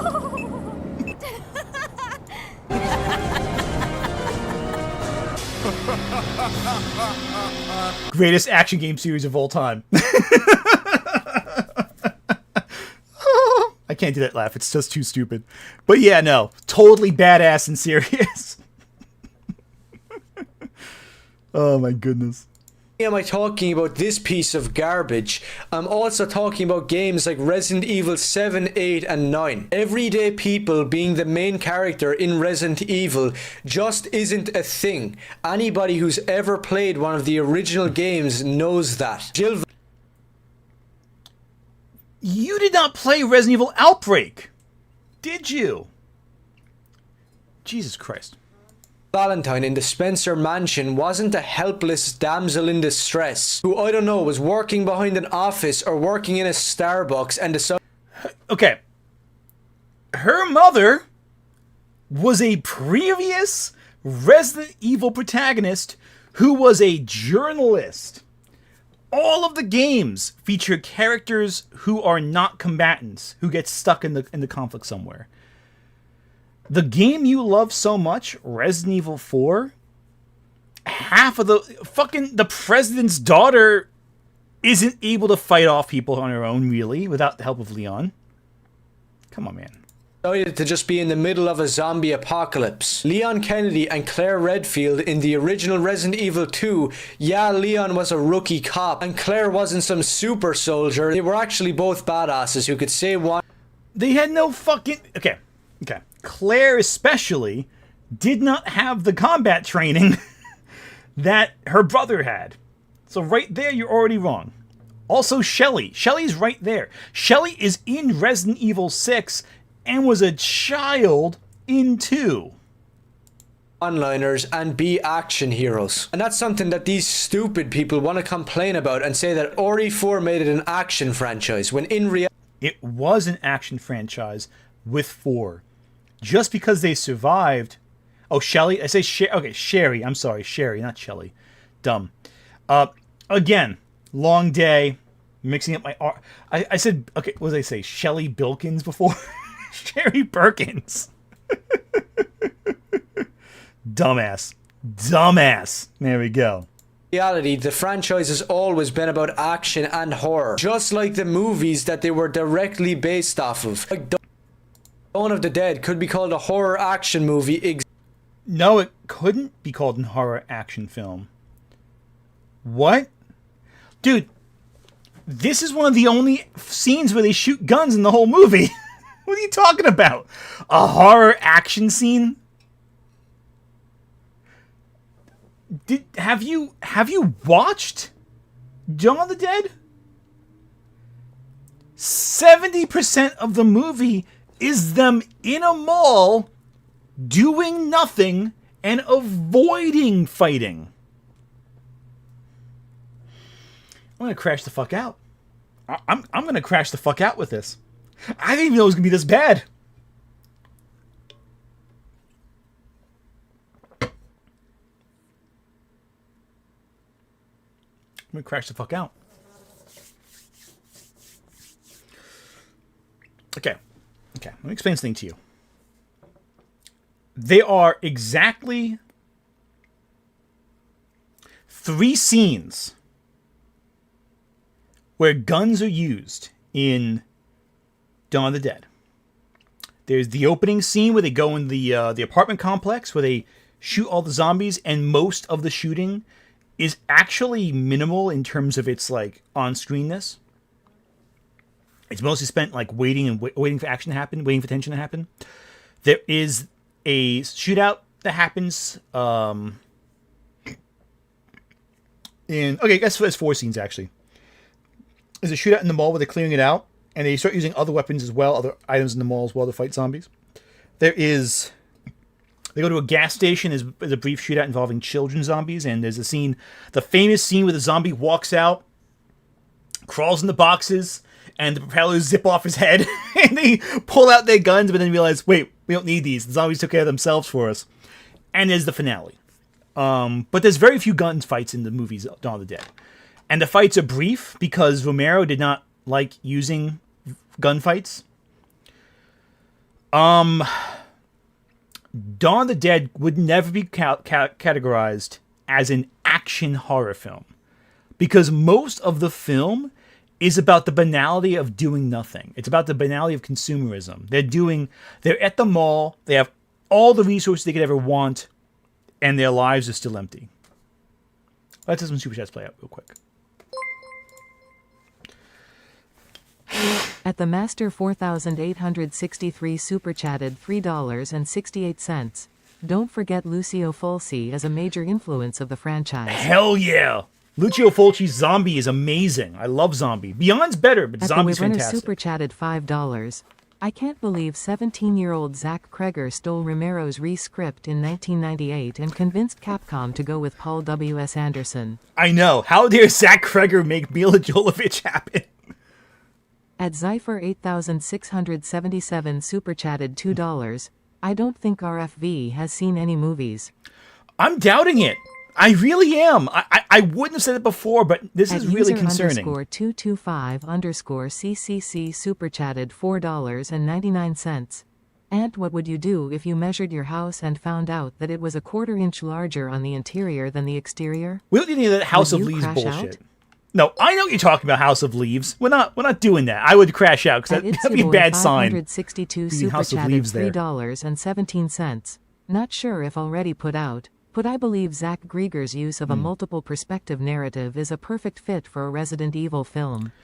Hyped AF. I agree. I believe he said he's going to be a linear story this time, but I would love to see. I would love to be wrong with that. Zero super chatted $5.14. My mom and I watched Night of the Living Dead on Halloween night in 2024 along with Trick or Treat 2007. Dude, that's a great double feature. I love that. First one I saw Night of the Living Dead was actually with The Exorcist. @Olivia_Williams _purple _fairy super chatted $3.68. This movie codified what zombies are. It's interesting to see what was kept in general lore and what wasn't. A lot was changed. The zombies are less intelligent as time goes on. It's actually incredible. Confused Rune super chatted $1.01. Anytime I hear a grifter discuss anything classic, I actually begin to question my reality. It feels like they watched it passively or disassociated. And they would never talk about Fulci either. Lucio Fulci zombies are incredible. I'm talking about Fulci Eustace too much. Italian super chatted $5. I think there's 2 reasons they didn't go with named characters from Re. Keeps rights costs down, lets the filmmaker have more storytelling freedom. I don't know how much that would have affected cost. I mean, they already own the license. It's Sony doing it. So @Olivia_Williams _purple _fairy super chatted $2.05. Resident Evil 6 almost killed the franchise. It did, yeah, completely. Oh, this is a good point. @Olivia_Williams _purple _fairy super chatted $2.05. Zero is worth mentioning too. Yeah, with the big slug monster. the Queen Slug who thinks he's James Marcus. @AutoJohnny super chatted $5. Right? Ranting is a tourist. Also just joined. What did I miss? Not much. You missed the whole discussion of Noah, but beyond that, nothing too important. @WC Wit super chatted $5. Remember how RE5 was so racist even the internet of the last 2000s called it out. Must be why RFV loves it. That could be it too. There's a lot of interesting elements of Resident Evil 5 that I think are worth discussing. @Zypher8677 super chatted $2. Jarvis, play basement song over Ranting's video. Yes, good call. Do that. It'd be perfect. Perfect. @Olivia_Williams _purple _fairy super chatted $2.05. I guess he only ever saw the remake of Dawn. The Zack Snyder one? That makes sense. You like the James Gunn movie, apparently. @Rican_on_air super chatted $2. He's not worth the crash out. Please take care. Yeah, I'm just being sarcastic mostly. @Ems Vanessa Vengeance super chatted $5. Speaking of House of Leaves, have you read Daniel Uskall's new book Tom's Crossing yet? Ooh, no, I haven't. I should check it out. I like that idea. That sounds cool. All right, back to Ranting Vengeance. I'm going to pause supers real quick. There's a lot of supers. Be sure to leave them, and I will answer them when we get to them. But let's take a look right here. Exactly like the original Resident Evil 1 and 2 on the PS1. So basically... Not even remotely like that. What are you talking about? Okay. The original Resident Evil 1 is a giant puzzle about a company conspiracy theory. It is a mission gone wrong. It's nothing like. And the funny thing is with Dawn of the Dead, there's a game that exists that's just like the first Dawn of the Dead movie. It's called Dead Rising. It's a classic. It's very different. I covered Wars, you know. What I'm trying to say, when the franchise started off with insanely badass games that were like something out of an 80s anime, like Resident Evil 3 Nemesis, you can't start complaining about the action aspects, and you can't start bringing in characters that are just everyday people. That's not how it works. So what I'm trying to get at, which is... Yes, you can. Resident Evil Outbreak exists. Also, they are characters in Resident Evil 2, like the journalist who are just normal-ass people stuck in the conflict. Or hell, freaking... Jesus Christ, this kid's such a fucking tourist. Okay, is it 80s anime? Is it 70s horror? What is it, Ranting for Vengeance? What is it? Is going to piss some people off is that characters like Ethan Winters and Grace Ashcroft are complete bullshit. It's a cope and a lie to say that they returned Resident Evil to the original way that the games were. Because the original game's protagonists were either a cop or a biker or a mercenary or just an all-around badass. So if anybody ever said Resident Evil Outbreak. Do I have to repeat this fucking every... Hell, listen. Ranting Vengeance, let me tell you something really secret. I'm going to show you... Okay, listen, chat. I want to show you something real quick. I want to show you right now one of the playable characters in Resident Evil. Are you ready for this? We're going to watch right now one of the most badass characters in Resident Evil show up right now. Let's go. Ready for this, guys? One of the most badass characters of all time. Right here. Look at him. Look at him. Yes, Resident Evil's only had bikers, cops, and military guys. The second fucking game let you play as a giant, sentient slice of tofu. Alpha team here. Mission accomplished. Yeah, only badasses like the giant sentient tofu. I love this man. He's great. Tofu is the best Resident Evil protagonist of all time. Don't care what you'd say. There you go. Also, by the way, Resident Evil 4 had the President's daughter who's not a combatant as a playable character. So there you go. Well, I mean, kind of playable. Is that they're lying and they haven't really played the original Resident Evil games. And Ranting. Let me ask you a question there, buddy. What similarity in gameplay does Resident Evil 6 have to Resident Evil 1? I want you to explain to me how the gameplay of 6 is like 1. Please, explain. And you can't just say, oh, it has guns in it. You have to explain like the mechanics of gameplay, like the moment-to-moment sequences. Explain to me how that works out.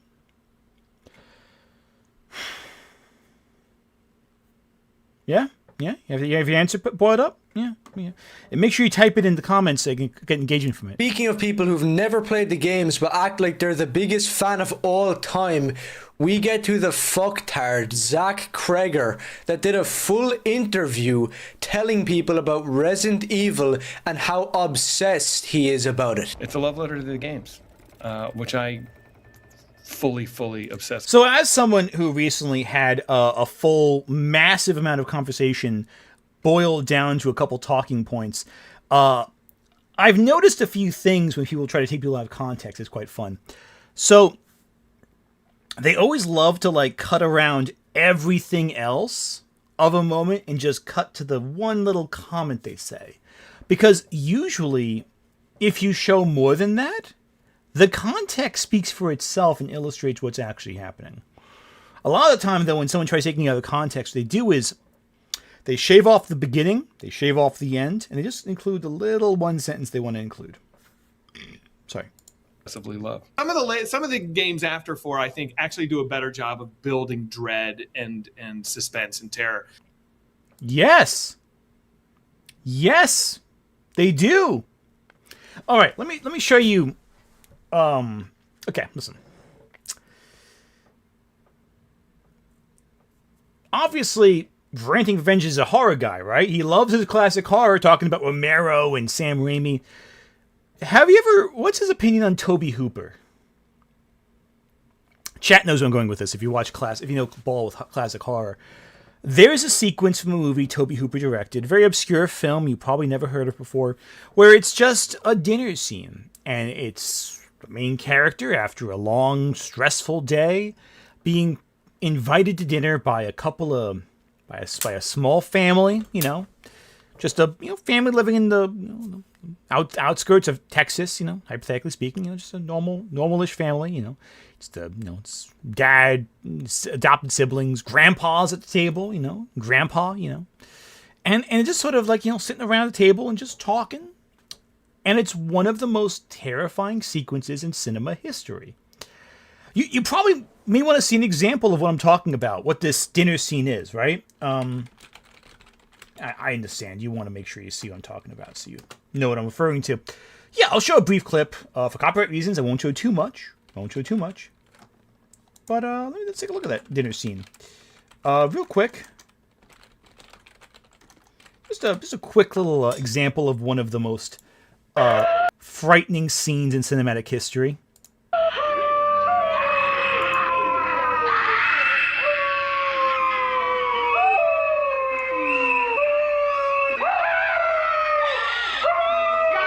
I want to specifically linger in this shot right here from Texas Chainsaw Massacre, and I want to compare it to another scene from Resident Evil 7. So just a comparison real quick.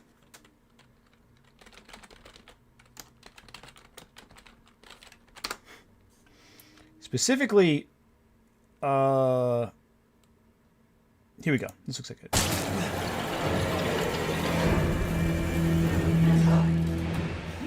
Right here. Oh my.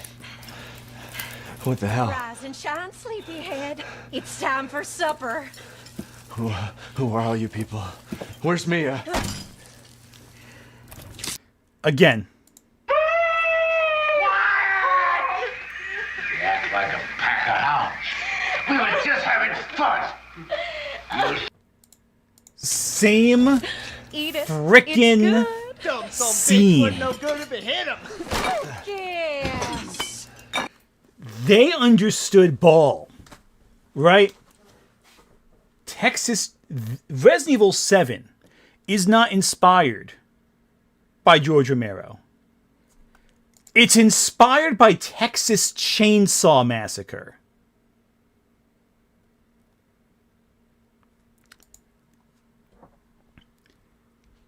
Do not doubt the horror ball they're playing.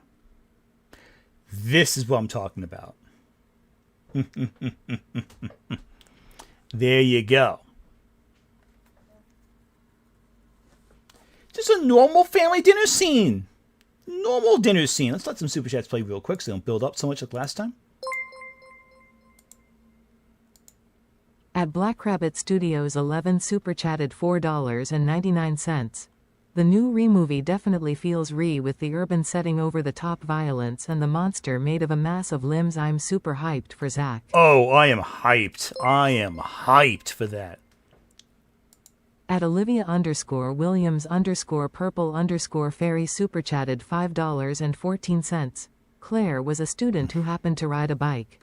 Not a biker. Yeah, exactly. She's just a normal girl. Again, case in point, superficial in the plot. 3885 super chatted $2. Frank West covered wars and Leon Kennedy ended them. And presidents' lives, apparently, too, with Leon Kennedy. Sorry. 6 is a terrible game. Especially 04181 super chatted $5. First we play as Leon. He was a rookie on his first day on the job. Exactly, because shockingly, horror likes making you feel vulnerable. At the Waverunner super chatted $5. Actually, he's right. Ethan isn't like previous Reap protagonists. He has reproduced with another human. That's true. He had his mold baby with another human. Fucking love that. At Tall King Movie Bubbles B6N super chatted $4.99. Have you seen Enter's live stream on Ryan? His reactions are pretty funny. I have not seen that one. I'm curious now. At Confused Rune super chatted $1.01. As someone who was a 4chan user, Roth is the type of guy who wants to pretend he's on it but would be bullied off of it if anyone saw him on it. Oh, absolutely. He would never take it. He would never take a second on 4chan. At TH3 Active Threat super chatted $2. Is EFAP still afraid of you? Oh, absolutely. After all, if they weren't, I think one video would suffice.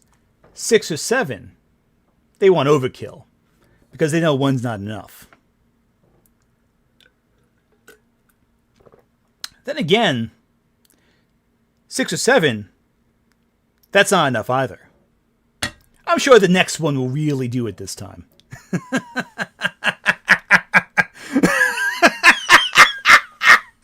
Yes. Anyway, back to this. That's something that I really dug about 4, is that you're not just trapped in one mansion and you've got to unlock a room and then go here and then unlock another room. You're moving. That's literally, you fucking dumbass. Through a world. You're moving through a world. Yeah. No, you're unlocking doors for most of the game. You're doing puzzles because the Spencer Mansion is constructed like a puzzle. Fucking tourist. And so that's something that I really. Why are we still here? Just to suffer. So according to the biggest RE fan of all time here, Zach, the Resident Evil games have always kind of just been first-person games that are just kind of over the shoulder sometimes.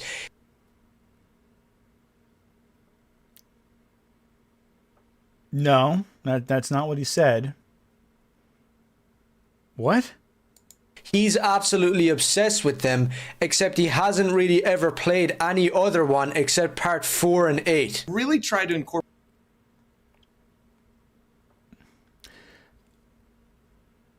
Do you have a listening comprehension problem?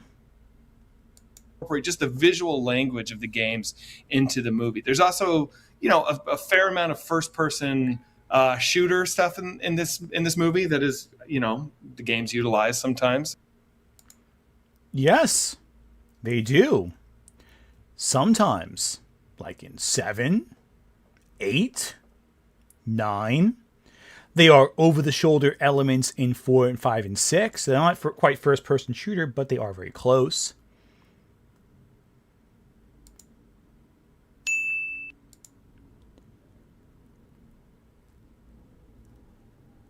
Ranting. What does the word sometimes mean?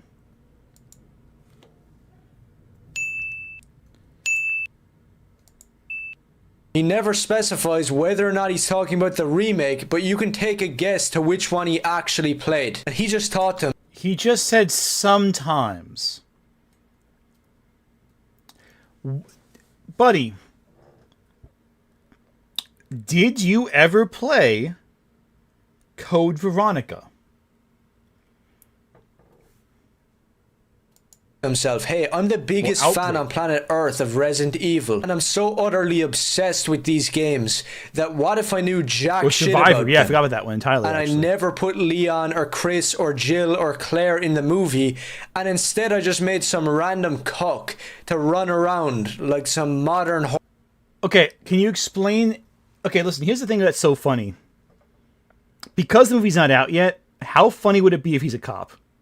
How funny would it be if he's ex-military and a cop? And this whole thing is ages like sour fucking milk. Okay, I think you get the idea. Let's watch the Birdman's reaction. Because the Birdman also didn't like this trailer, but for different reasons. Yeah. Now, what I want you guys to ask, does the Birdman agree? Let's find out. Yep, this is about to be a good old rant video. I haven't made one of these in a while because I'm much more of a structured video kind of guy. But I just saw the trailer for Zach Cregger's Resident Evil film. And yeah, I'm not happy about it. Not even remotely happy about it. Now, so far in this sense, Birdman and Ranting Revenge have the same opinion. I'm kidding. Do I expect the Birdman to be more reasonable? Well, I've seen the video, so I do know the answer to that question. I'll let you figure it out for yourselves. Well, I already talked about this on Twitter, and some of my so-called fans got upset, and some of them were calling me like one of the grifters that I profile, and I just blocked them because it's such a fucking stupid mischaracterization of the things that I was saying, because the things that I call grifters out on is the fact that they're not fans. Now, one thing I will say with Birdman, and I've said this a few times, I probably wouldn't highlight a specific tweet in a video personally, but I get the sentiment. It's frustrating sometimes online where you're like, okay, hey, listen, I have an opinion on something, and your fans kind of conflate what you're saying with the extreme end of it. I get that. I probably wouldn't put it in a video, but I get the frustration. It's understandable. Of this material, they'll pretend to be a part of the fan base. I've spoken to Jack Sheehy, and clearly they're not. Like, they just say wrong things about the franchise. Whereas I'm very clearly a fan of Resident Evil. It's my favorite video game franchise of all time. I will also say this right now. If you want to see someone play Resident Evil good, watch Birdman. My community on Discord was joking that I should stream the Resident Evil games, and I don't want to embarrass myself that badly. I love games. I cannot pretend I'm good at them. It's not worth watching me play them. I'll tell you that right now. I like games. I like playing games. Am I good at them? Different discussion. I am Animated Car. I'm super stoked for Resident Evil 9. If you don't know, Resident Evil is my favorite video game franchise, as a group of games. My favorite video game is Mass Effect 2. But it's Resident Evil, then it's Pokemon, and but Resident Evil is at the top. So fair. I would say probably Final Fantasy for me is up there in terms of franchises. But again, I haven't played. The funny thing is, I'll say that, but I haven't played Final Fantasy in ages. I was playing Tactics, the remake of that recently on Steam, but not enough. I uninstalled it from my computer because I haven't played it long enough to make space for editing. Whenever there's a new game, I'm all the fuck over. I can't wait. It looks great. I love the fact that they're bringing back zombies, and that the zombies have personalities. Their personalities that they had when they were human. That's super dope. Mm-hmm. Duh. George A. Romero did that in Day of the Dead. Remember? Again, it is funny how in both videos they bring up Romero. Then again, he is the grandfather of all zombie storytelling, so I guess it makes sense. Really the father, not really grandfather. Anyway. It's it took him forever, but we got there, we got there. So this is exciting, very exciting. So I have very strong feelings whenever there are attempts to adapt. Bub is great. Okay, listen, source material. I know we're getting a little sidetracked here. Let's talk about Bub for a second from Day of the Dead. So for those who don't know, Day of the Dead, there is the whole movie is in a military bunker, and it's about the military divorced from the government, basically, because the government's fallen, managing a group of scientists who are experimenting on zombies. And there's the Dr. Frankenstein, I think that's his nickname, who's experimenting with this zombie named Bub, who is an ex-military. In his life, he was a military guy, because he has a mock salute. He attempts a salute of Colonel Rhodes, who's the human villain of the movie. And, the scientist, Dr. Frankenstein, the mad scientist who's saying the zombies, to keep Bub in line, he's using positive encouragement to Bub. So he's giving Bub human flesh from dead people who've died, like dead soldiers, in secret, to kind of help encourage the idea of. But Bub's has a personality. He has a real mentality. I almost knocked my water over. He has a real human personality. He has remnants of who he once was. And so when Rhodes, and this is spoilers for a 40-something-year-old movie, when Rhodes has the Frankenstein doctor killed, Bub goes crazy. Not crazy. Bub gets upset. He's heartbroken. He's genuinely sad. This person who was kind to him is now dead. And he goes off and kills Rhodes with a gun. It's great. Takes a gun and shoots him. And then does a mock salute as he over his dead body. Doesn't even eat Rhodes, by the way. Just kills him. He doesn't want to eat him. Just fucking shoots him in the freaking chest and lets the other zombies tear him to shreds. And they all choke on his insides. It's one of the great kills. It's one of the single greatest zombie kills in any movie. He gets shot by a zombie in like the chest, and as he's dying from the gunshot wound, other zombies come up from behind and just tear him to shreds. And he's alive for all of it. He gets to watch it.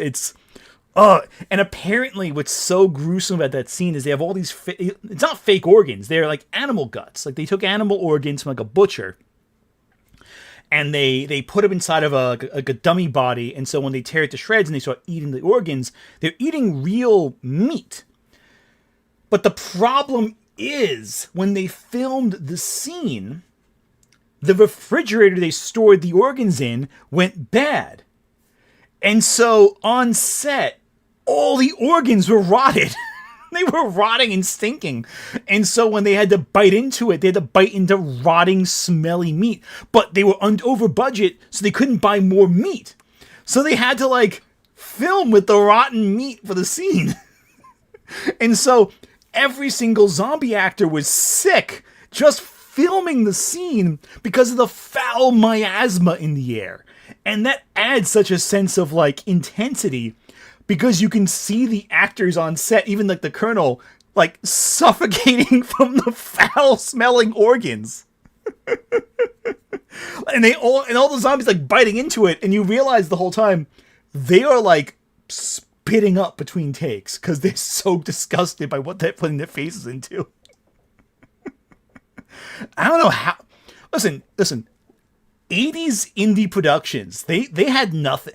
And again, Romero was not a cruel director. People loved working with Romero. It wasn't his fault. They couldn't afford to buy more. They were so over budget. They couldn't even like buy more of it. They were shit out of luck. They had to do the scene. Oh, it's great. Just amazing story. Anyway, sorry. That's beside the point. There's no value to that story. I just like that. I just like telling the story. That's all. And they just say, fuck the source material. We're just going to do whatever the fuck we want. And we're going to slap the Resident Evil label on our piece. In fairness to Welcome to Raccoon City, that movie is the most faithful of the games of all of them. It just also sucks. That's the problem. Dog shit film, which has been happening multiple times. I mean, come on, the Netflix one is nonsense. That was bad. The Paul Anderson one's nonsense. Bad. Welcome to Raccoon City, nonsense. Mm. And yes, there are things that I liked about each one of those. I mean, I liked the first two Anderson films with Mila Jovovich. I love Mila Jovovich as Alice, but like that's not Resident Evil. Okay, Agreed. It's just a fan fiction with the Resident Evil title slapped on it. Mm-hmm. And I don't understand why people have a problem with people having a problem with this stuff. I just don't get it. But anyway, I don't have a problem with Zach Cregger. I think Zach is a wonderful director. I love his movies. I mean, I reviewed Weapons and I thought it was great, and I recommended everybody should check that out. Just the reveal of what actually happens with the kids was a letdown for me personally. But I highly recommend you guys check this out. It's a nice fucking car. I'm just telling you right now, it's a good fucking car. I love those seats. But yeah, no, Weapons is great. Barbarian is great. Again, let's talk about something right here that's very distinct. The Birdman, when he's talking about everything, he's giving like his opinion, yes. It's also clear he's coming from a place of great passion. Ranting for Vengeance will tell you he's a huge fan. The Birdman is showing you he's a huge fan. And that's the key difference with how they approach this review. Though they are ultimately coming to a similar conclusion, the ways they get to that conclusion are worth pointing out. Like, engage with spoilers. You just kind of have to see this movie as it happens. I think you guys will love it. I had a great time with it. Again, my only problem was the said here. We are not saying that this movie is going to be a bad movie. It might be a great movie, but it's not Resident Evil. I have an entire video talking specifically about Resident Evil 4 and saying that Resident Evil 4 is not a real Resident Evil game. This is not new with me, and I don't understand. That's so funny, isn't it? The Birdman's perspective on RE4 is actually very similar to Zach Cregger's view of it. It's not really a horror game, really, all that much. It is an action game. Okay, I'm actually going to have to take a quick break right now. I'm going to run to the bathroom, but I am going to play some music for you while you're doing all that. So I'll be right back, y'all. Just have to run there. We've had a lot of fluid, so it's good to hydrate. Take a second, everyone, to hydrate right now. We'll be right back.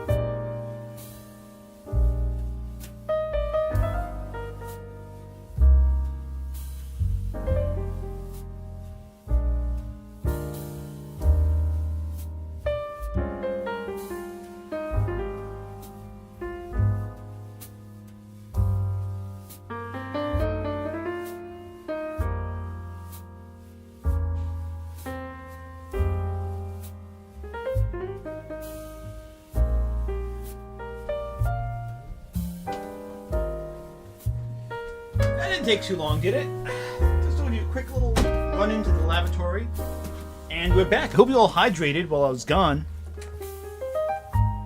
Oh, right. I had to set the screen right. There we go. There we go. Nice music, right, y'all? Nice music. Hope you all didn't run away while I was gone, but now we're back. Nice, smooth, freeform jazz, right? I don't know, it's even playing. Cool. Back to the video. And why my own audience has not been paying attention to the things that I've been saying for the past 10 fucking years. Okay, I have had this position for a very, very, very long time. We have somehow created a culture and started accepting movies adapting source material, but not actually adapting the source material. For whatever reason, people defend this. Adapting this thing called Resident Evil, but the movie literally has nothing to do with Resident Evil. They share zombies. That's it. Explain to me why that movie's title is Resident Evil besides the fact to sell tickets. Your main protagonist is Alice. Your main antagonist is Spence. Spence and Alice. Who the fuck are they? We have collectively come to this conclusion that it is okay to not adapt the source material properly. Oh, we would. That was a big thing with video game movies back in the day. I was thinking about this the other day when talking about Street Fighter, right? Who here has actually seen Legend of Chun-Li, aside from me? I saw it like ages ago, but I still remember it. Remember how nothing like the games it is. Fucking M. Bison is like nothing like M. Bison. Like, it's terrible. Freaking... Was Michael Clark Duncan, was he playing Balrog in that? I need to remember. I need to check actually I'm saying this out right. Who's Balrog, right? Legend of Chun-Li. I mean, obviously Chun-Li is nothing like Chun-Li, but like, yeah, Michael Clark Duncan was Balrog. Okay. Let me be honest with you. Michael Clark Duncan as Balrog is great casting. Michael Clark Duncan in that movie is not playing Balrog. No, you couldn't even get a Chinese actress to play Chun-Li. Exactly. Exactly. Was it Katie Couric? Was that who it was? I have to double check the freaking... Yeah, Kristen Couric. Kristen Couric. There we go. Kristen Couric. Katie Couric's the news anchor. Yeah, Kristen Couric. It's like nothing like the character. They couldn't do anything like the games. And that was for a while. That was the environment into which Resident Evil was adapted. That's one reason why, when it comes to horror franchises, I will always praise the original Silent Hill film. Even though it is not a great Silent Hill story, it at least got the vibe of the games. So there you go. Tekken was a closer adaptation, I'll give you that. Would already know the outcome. So, think of the first 2 Harry Potter movies are damn near word for word out of the book. I could read from those books and be reading lines from the fucking film. So don't give me that excuse. So it's kind of annoying when they go, "Oh, you're acting like the Grifter." Shut your... Well, in fairness, one of the greatest book adaptations of all time, in my opinion, is the Lord of the Rings trilogy. And they changed so much. Like, I know people think, oh, it's just like the books. Yeah, elements certainly are. They are scenes directly from the literature of the book, but there are some substantial changes that change the fundamentals of what is in those books.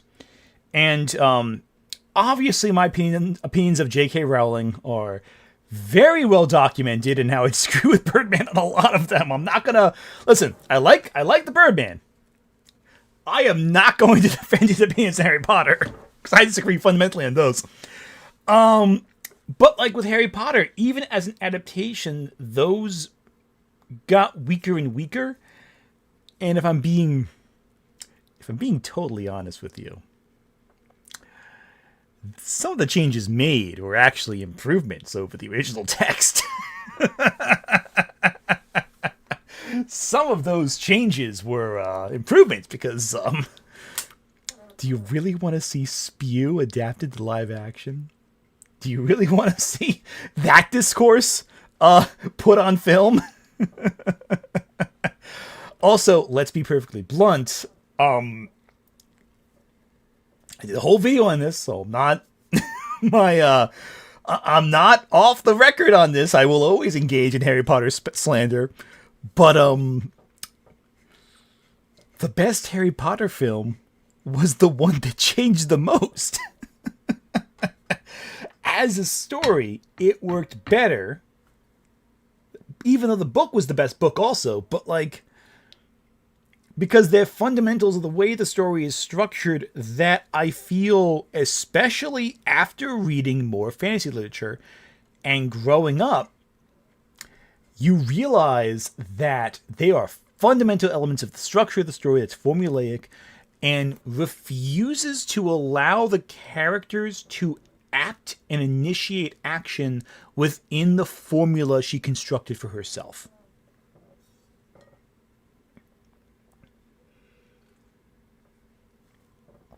From a story structure standpoint, she locked herself into a tight hallway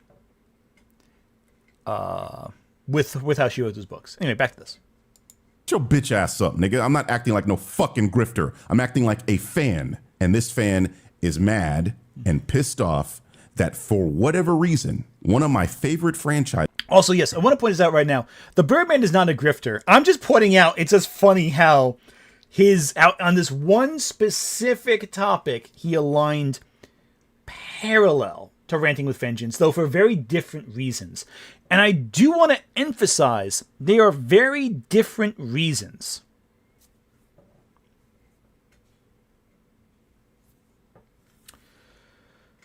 This is very important to note. He's very passionate as a fan. I respect that deeply.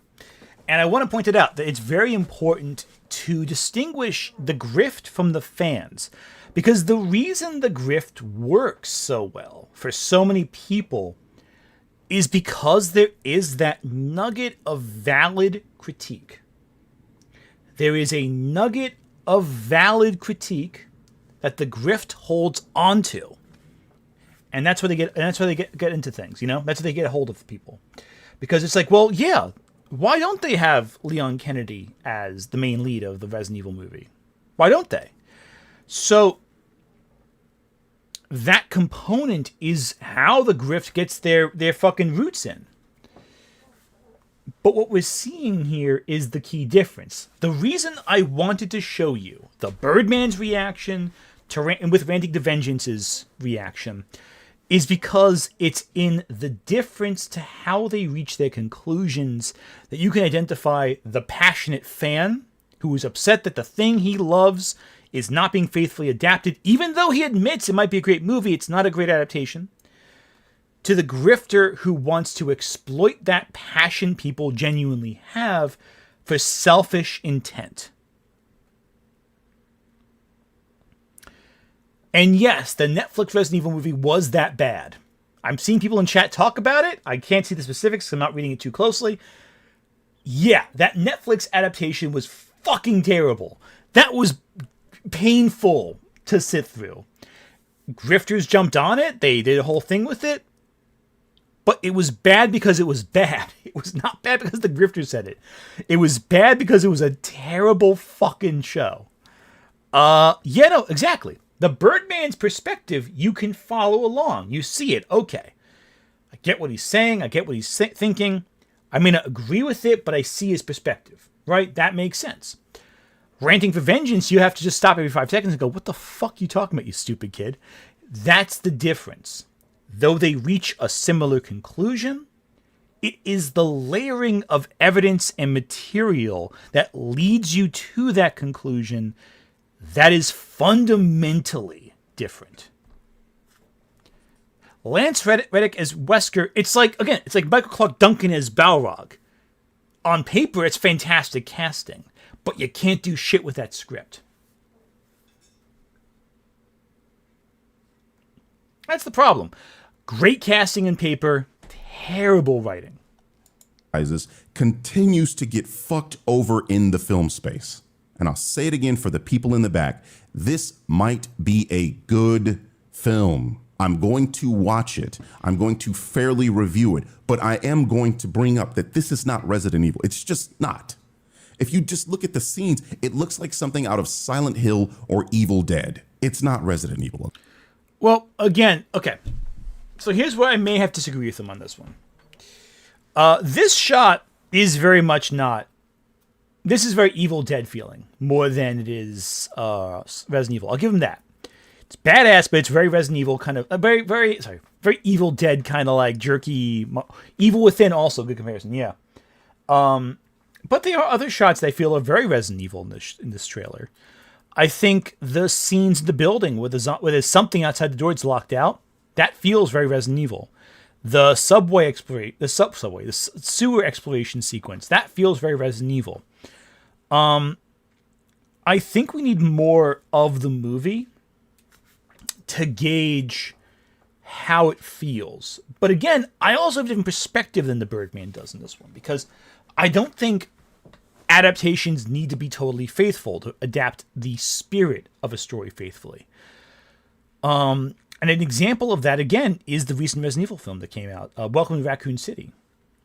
It is, on paper, great as an adaptation. It gets all the characters, it gets all the components down, it gets plot beats from the games down, but the spirit of the games is missing. The aesthetics are there, the spirit is missing. I think that Zach Cregger is adapting the spirit of Resident Evil better than the aesthetics of Resident Evil. And I think that's where it really comes down to it. Oh no. Welcome to Raccoon City fails the characters. Welcome to Raccoon City is a failure of a movie. I think. It's not without merit, and I'm doing a whole video on it, so I'm going to go into more detail when you see it. Welcome to Raccoon City is a colossal failure of a film. I think it completely fucked up the story of Resident Evil 1 and 2. But I think it's interesting to look at. It's an interesting failure, I think. It's not without merit.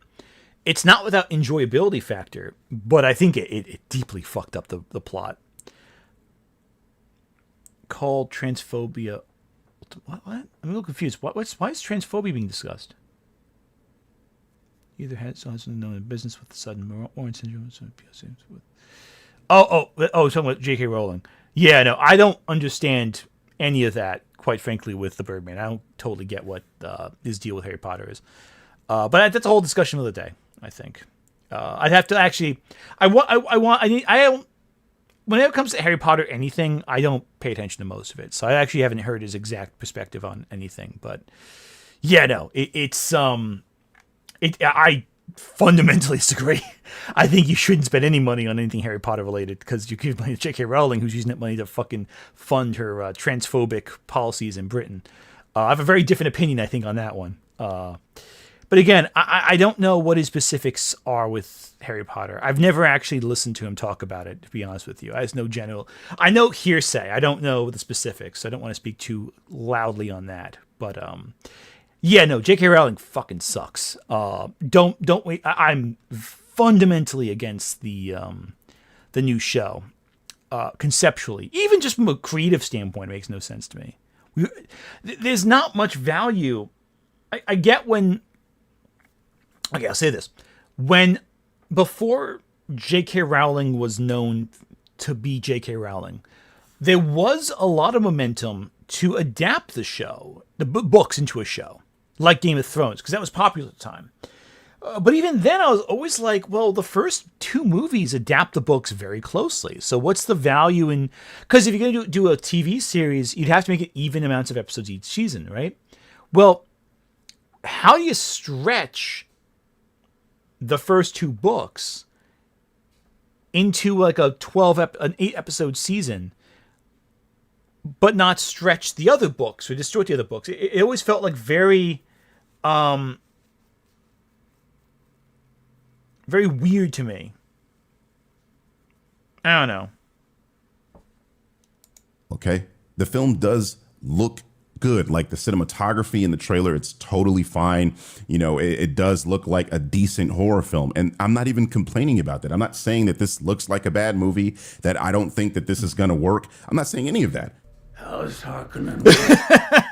Exactly. It's fucking Baron Harkonnen right there. I have a dream of violating the sanctity of your order. I give you my word. We will not harm them. Resident Evil. Basically. I'm just simply saying, why aren't they adapting Resident Evil properly? Why even give it the Resident Evil name? It just seems like they are using the Resident Evil name to sell tickets. And that's just frustrating for me, which I don't feel like Zach needs to do that because, you know, he did Weapons and Weapons was good. I think his name alone is enough to sell this film, and it seems like that's what's actually occurring. I mean, if you look at the comments under the Twitter video, you see people going, yeah, Zach's gonna cook, Zach is blah blah blah, and it's frustrating to me to see that, because it's like, yeah, he might cook, this might be good. And you know, I would agree with you guys, except for the fact that this is called Resident Evil and it's supposed to be set during the events of Resident Evil, but it's snowing. It wasn't snowing in the events of the Arkalay Mountains or the Raccoon City incident. He's right. Snowing it wasn't. then, but it's snowing in this one. You know, those games were set in 19. Well, here's what I'm wondering too. I'm wondering if parts of the. Here's one thing I'm actually wondering, and this might be kind of cool if they do this. I'm wondering if parts are set with the Code Veronica stuff. Because they have some bits in, like, was it Antarctica? Was it Alaska or Antarctica in Code Veronica? They have like a lab there at one point. That could be cool, if I remember correctly. It's been ages since I played Code Veronica, but I remember there being an Antarctica section. Or was it the Arctic? Crap. I always get them mixed up when they do. It was Antarctica. Cool. Awesome. Cool. Yeah. So I'm thinking like, or it could just be a flashback to the winter. Who fucking knows? I don't know. I don't think that's as big of a deal because scenes can take place outside of the incident. It could be like a flashback. It could be a non-linear sequence. Yeah, it was Antarctica. Cool. Awesome. Thank you. I don't think that matters as much. 98, and somehow there is an. Okay, this is the point I want to bring up right now. So, in the trailer, this one I may have accounted for Birdman on. 1 second. Where are we? Right here. Right here. Cool. Awesome. So right here, right there, we have a camera and a light on top of it. Look at the shape, right? Look at the shape right here. An iPhone in that. No. I think that's a camera. I think it's a camera with the flash on. Like a perpetual flashlight on the camera. So I don't think it's an iPhone. I think it's just a camera.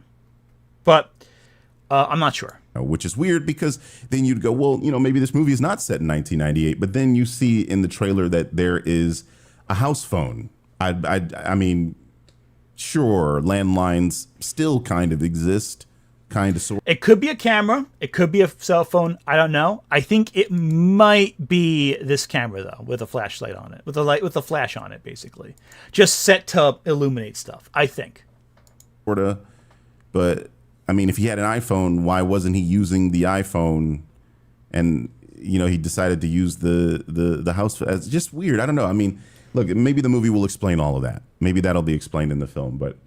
It's just little things like that where, we were promised that this was set in the Resident Evil universe, which is something I can accept. I mean, this could have been a baller-ass adaptation of Outbreak.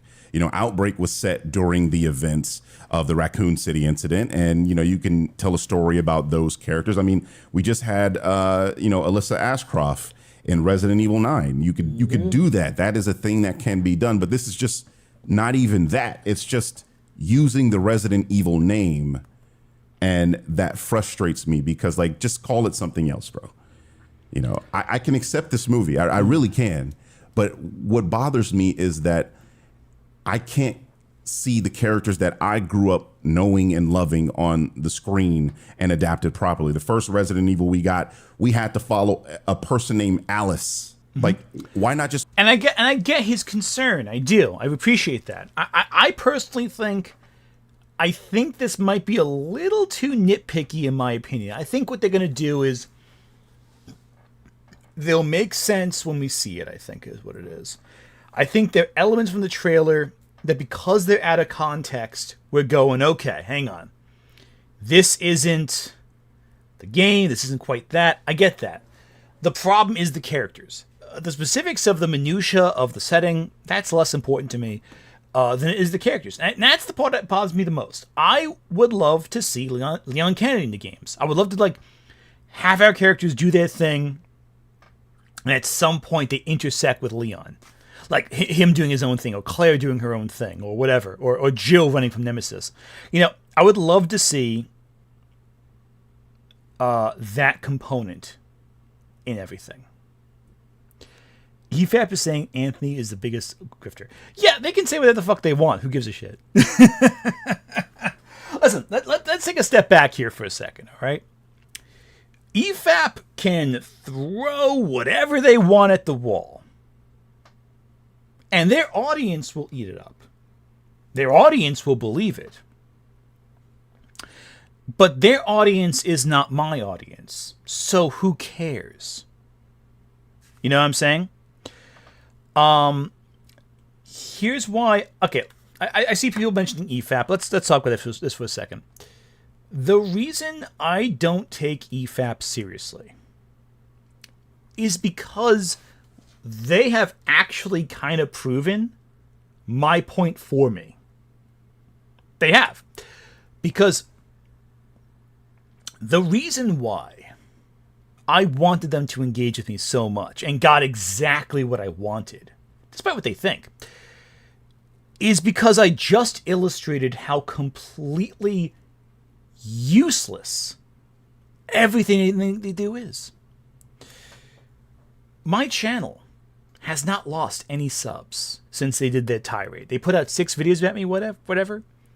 No impact whatsoever. My video viewership, consistent. Yeah, the video from this past Friday didn't do as good as the other ones do, but the viewership of my channel in general is consistent.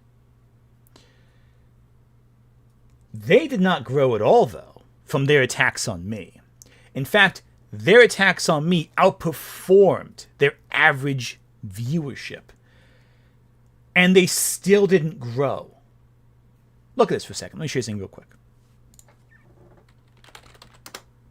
Quick thing. I'm giving you numbers, right? Anthony. Oh, that's not how you spell my name. I think I know to do that correctly. Okay, not at Anthony Colonia. Just search for it. Oh, come on, really? Okay. I have to type the whole thing. Okay.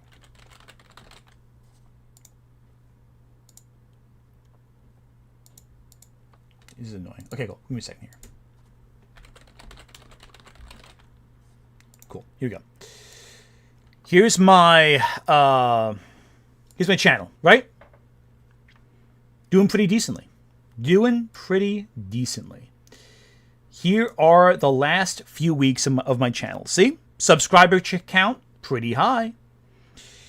Viewership, a little bit of a dip here and there, but for the most part, pretty consistent. It's an upward trajectory from even in December. In 5 months, vast growth. And I'll be honest with you, this part right here was vast growth before that. Consistent growth of my channel. In the last 30 days, my channel has gone... You can't see this because it's a little obstructed. I'll move this over a little bit. In the last 30 days, my channel has grown 6,000 subs, and we've gotten 1.5 million views. Not bad. Not bad.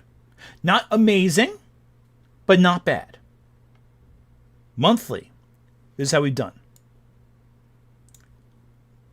Consistent, if not high.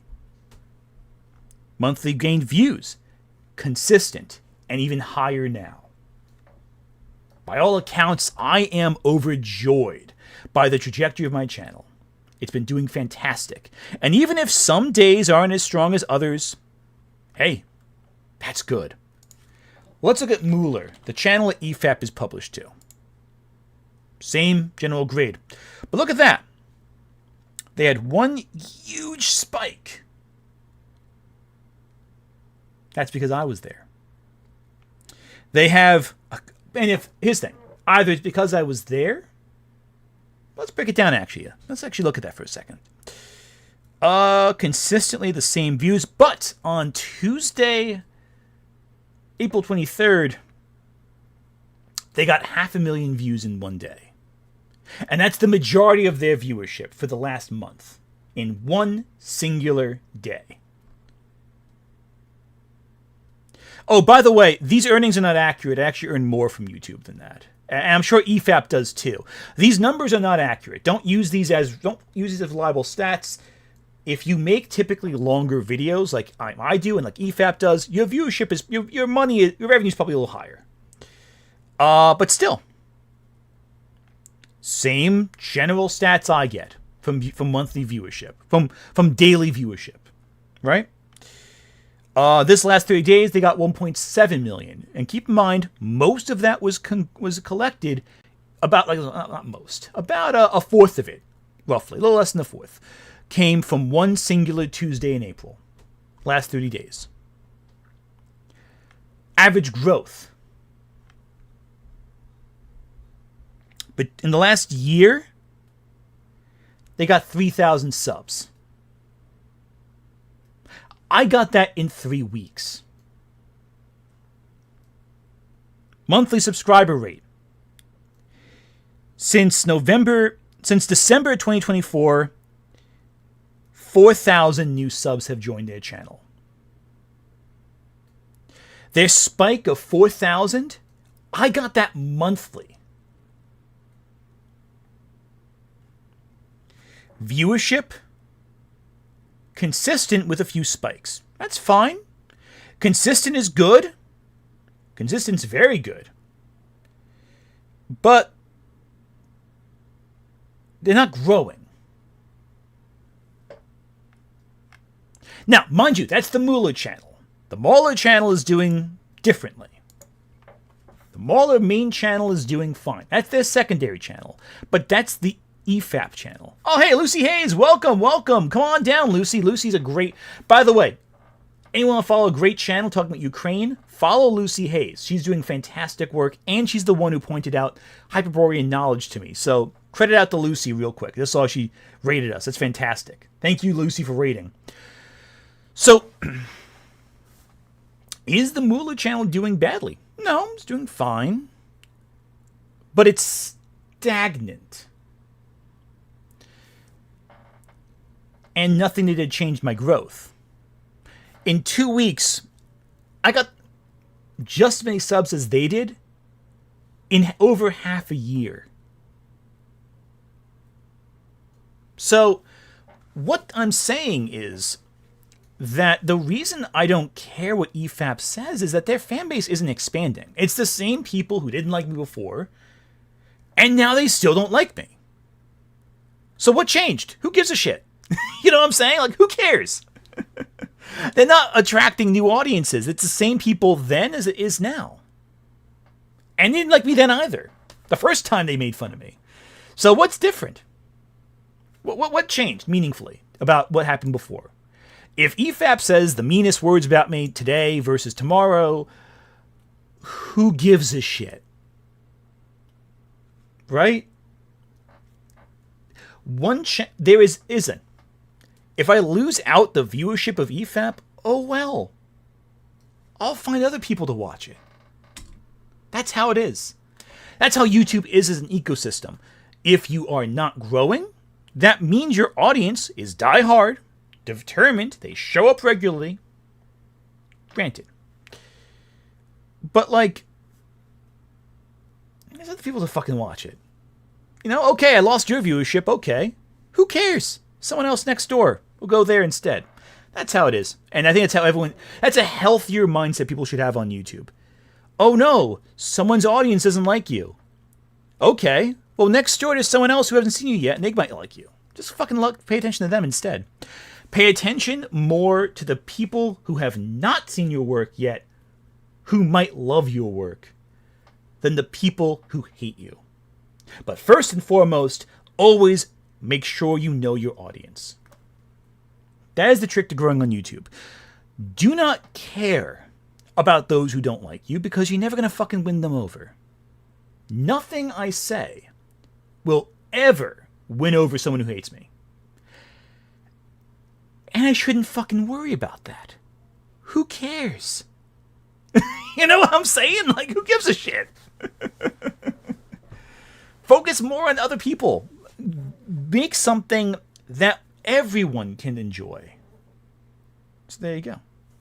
Do I and Lily Orchard have the same fan base? Actually, we do have a big overlap in fan base because I stole all of her audience.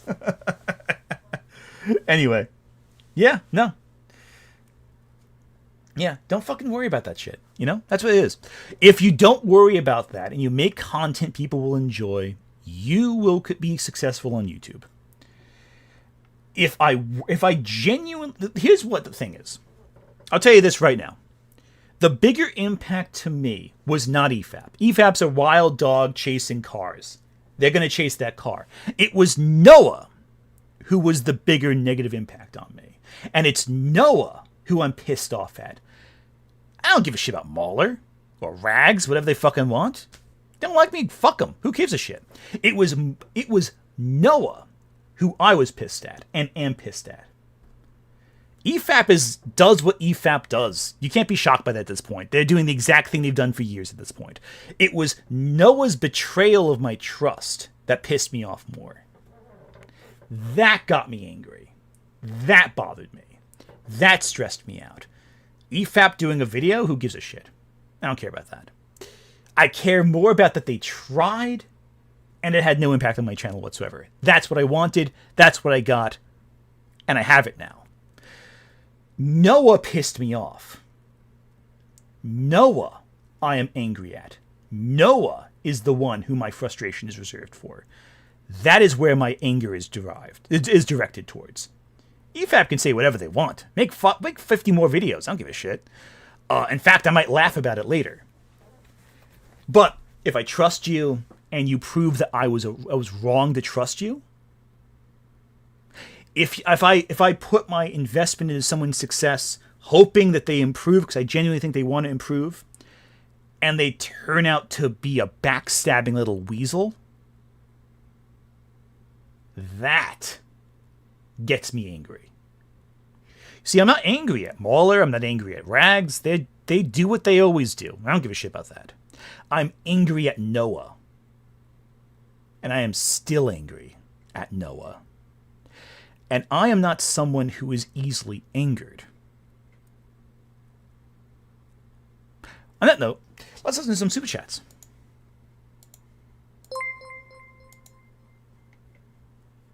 At Eshan especially 04181 super chatted $5. Birdman tell you his thoughts, but let you coming up with your opinions. Yeah, exactly. He'll share your thoughts, but I mean, it's important to like have your own opinion. At WC Wit super chatted $5. Funnily, I've heard Japan loves the Jovovich refilms. Really? Or at least they're more warmly received there than in the US. She's a huge star over there. That actually really makes a lot of sense why she got the Monster Hunter role then. At the Waverunner super chatted $5. The reason most VG adaptations are bad is not because of changes necessarily, but because the changes made are done to spite the source material. Yeah, that's the big thing too. It feels like it's a slap in the face almost. At WC Wit super chatted $5. X.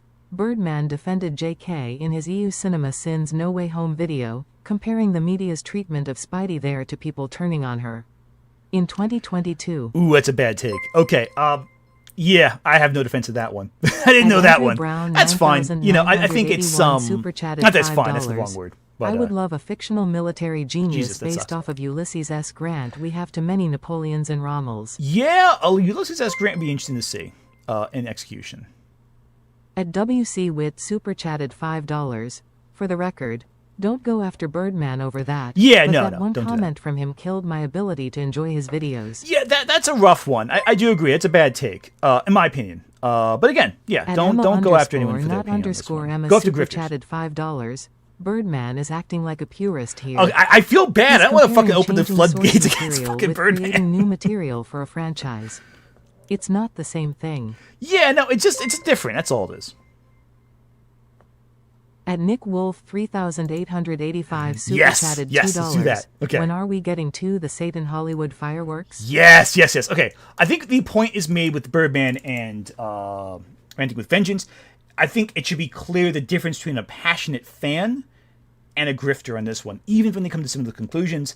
However, now I got to share with you some dessert. This is the dessert. Okay, you guys. Okay. Listen. We had our dinner. Let's have some dessert for this one. I don't know this channel all that well. I've discovered it recently, and oh boy, it is a fucking doozy. So this channel is someone I've only just discovered, Real Life Fake Wizard. Hello. This channel is interesting. They're a pretty big channel. They're verified on YouTube, so that means they have over 100,000 subscribers. Cancel Disney Plus, their header. I don't know what to make of this channel. I really don't, and we're gonna react to one of their videos together, because I don't know what to think of it. I don't know. Okay, so completely transparent. I watched their video on Animal Farm. It's about Angel Studios with Animal Farm, and I don't know what to make of their content because they were first talking about the new Animal Farm video movie. I'm like, okay, that's interesting. They kept implying that it was bad that they removed the communist elements from the new Animal Farm film. And I'm like, I'm not sure that's the biggest complaint I have with the movie, actually.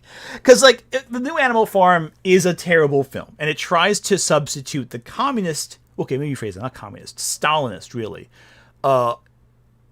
Elements with late-stage capitalism instead.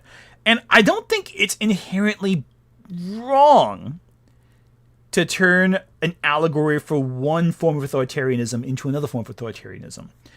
The problem is the movie sucks. That's the big issue. It fails to properly translate these components into story beats, and it softens the imagery of the book in general. It's all around just a weak adaptation. But the argument was that because Angel Studios changed the messaging, it was kind of backstabbing. But they also got bad business practices. So I'm like, it's not really crony capitalism. So what is this? Is it grifting? Is he just has a weird opinion and doesn't share it? Well, like, what's the specifics here?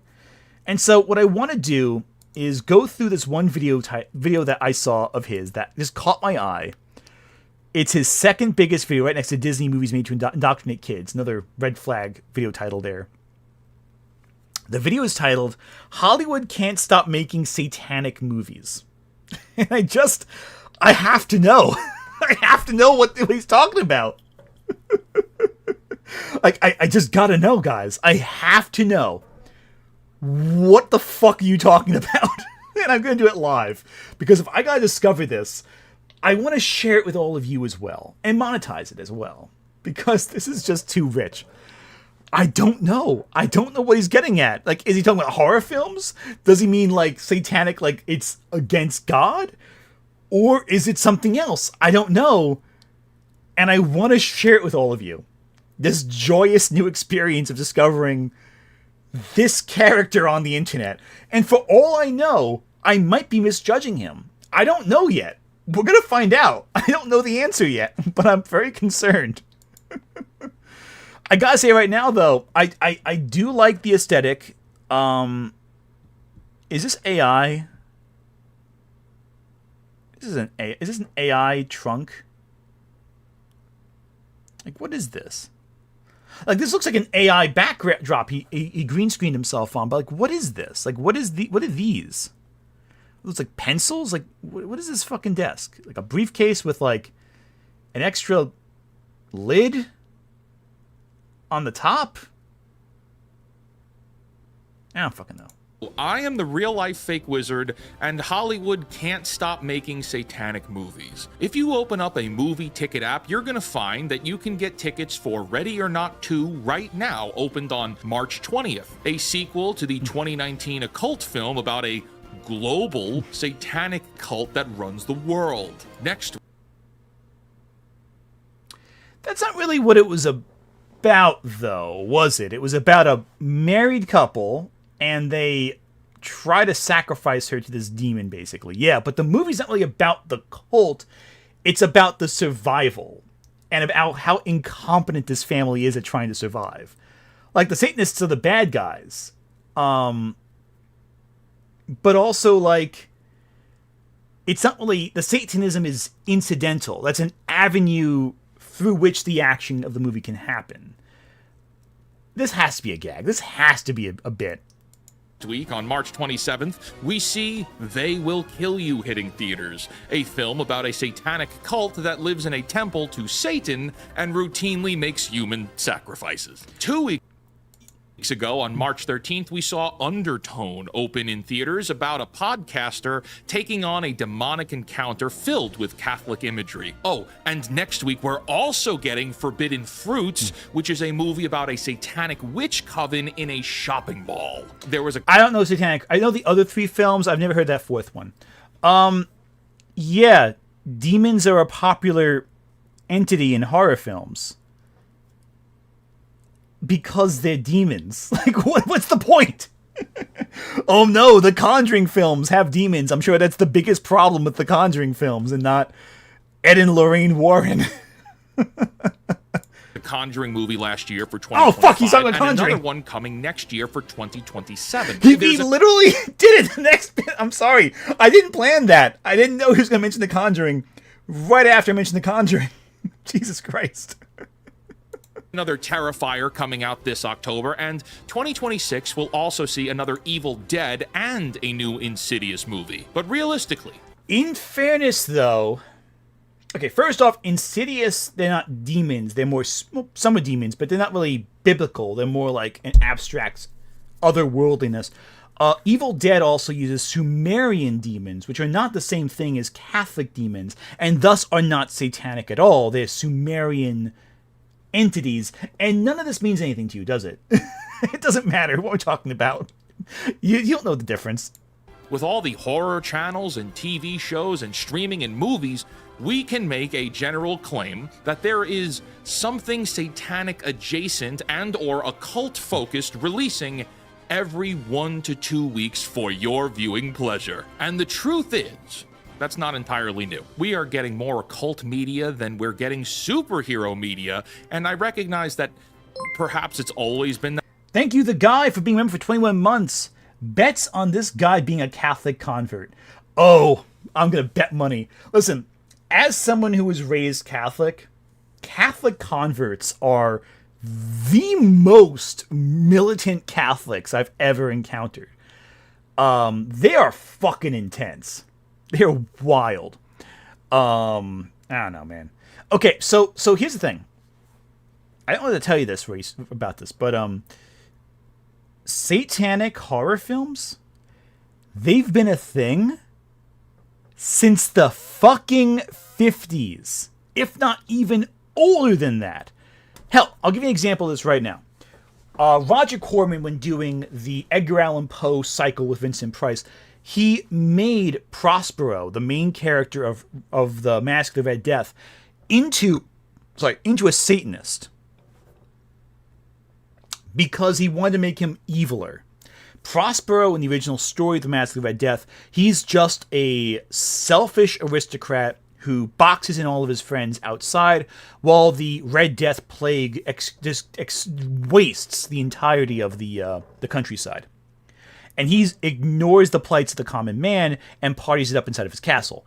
In the Corman film, they take Prospero and turn him into a demon-worshipping Satanist who believes that Satan is the highest good you can reach.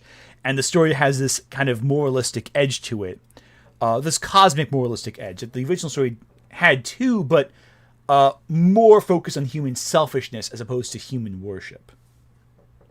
Still, I digress. That way, but whereas before it was underground per se, now it's a lot more pronounced in how... Underground per se. Adjusted for inflation, The Exorcist is one of the highest grossing rated R films ever. Adjusted for inflation. Not of the 70s, ever. The Satanic Panic was a massive driving element of horror and everything, really, throughout the 80s. So I just gotta ask, what the actual fuck are you talking about? Yeah. One of the biggest religions in the entire world that's influenced every component of life, influences what we are afraid of culturally, and thus what gets made into films about fear. So what's your fucking point? Out in the open. And you know what? In this day and age and where we're at as a society, and after having seen the files come out about the Island Man and how the elites of this... Super chat?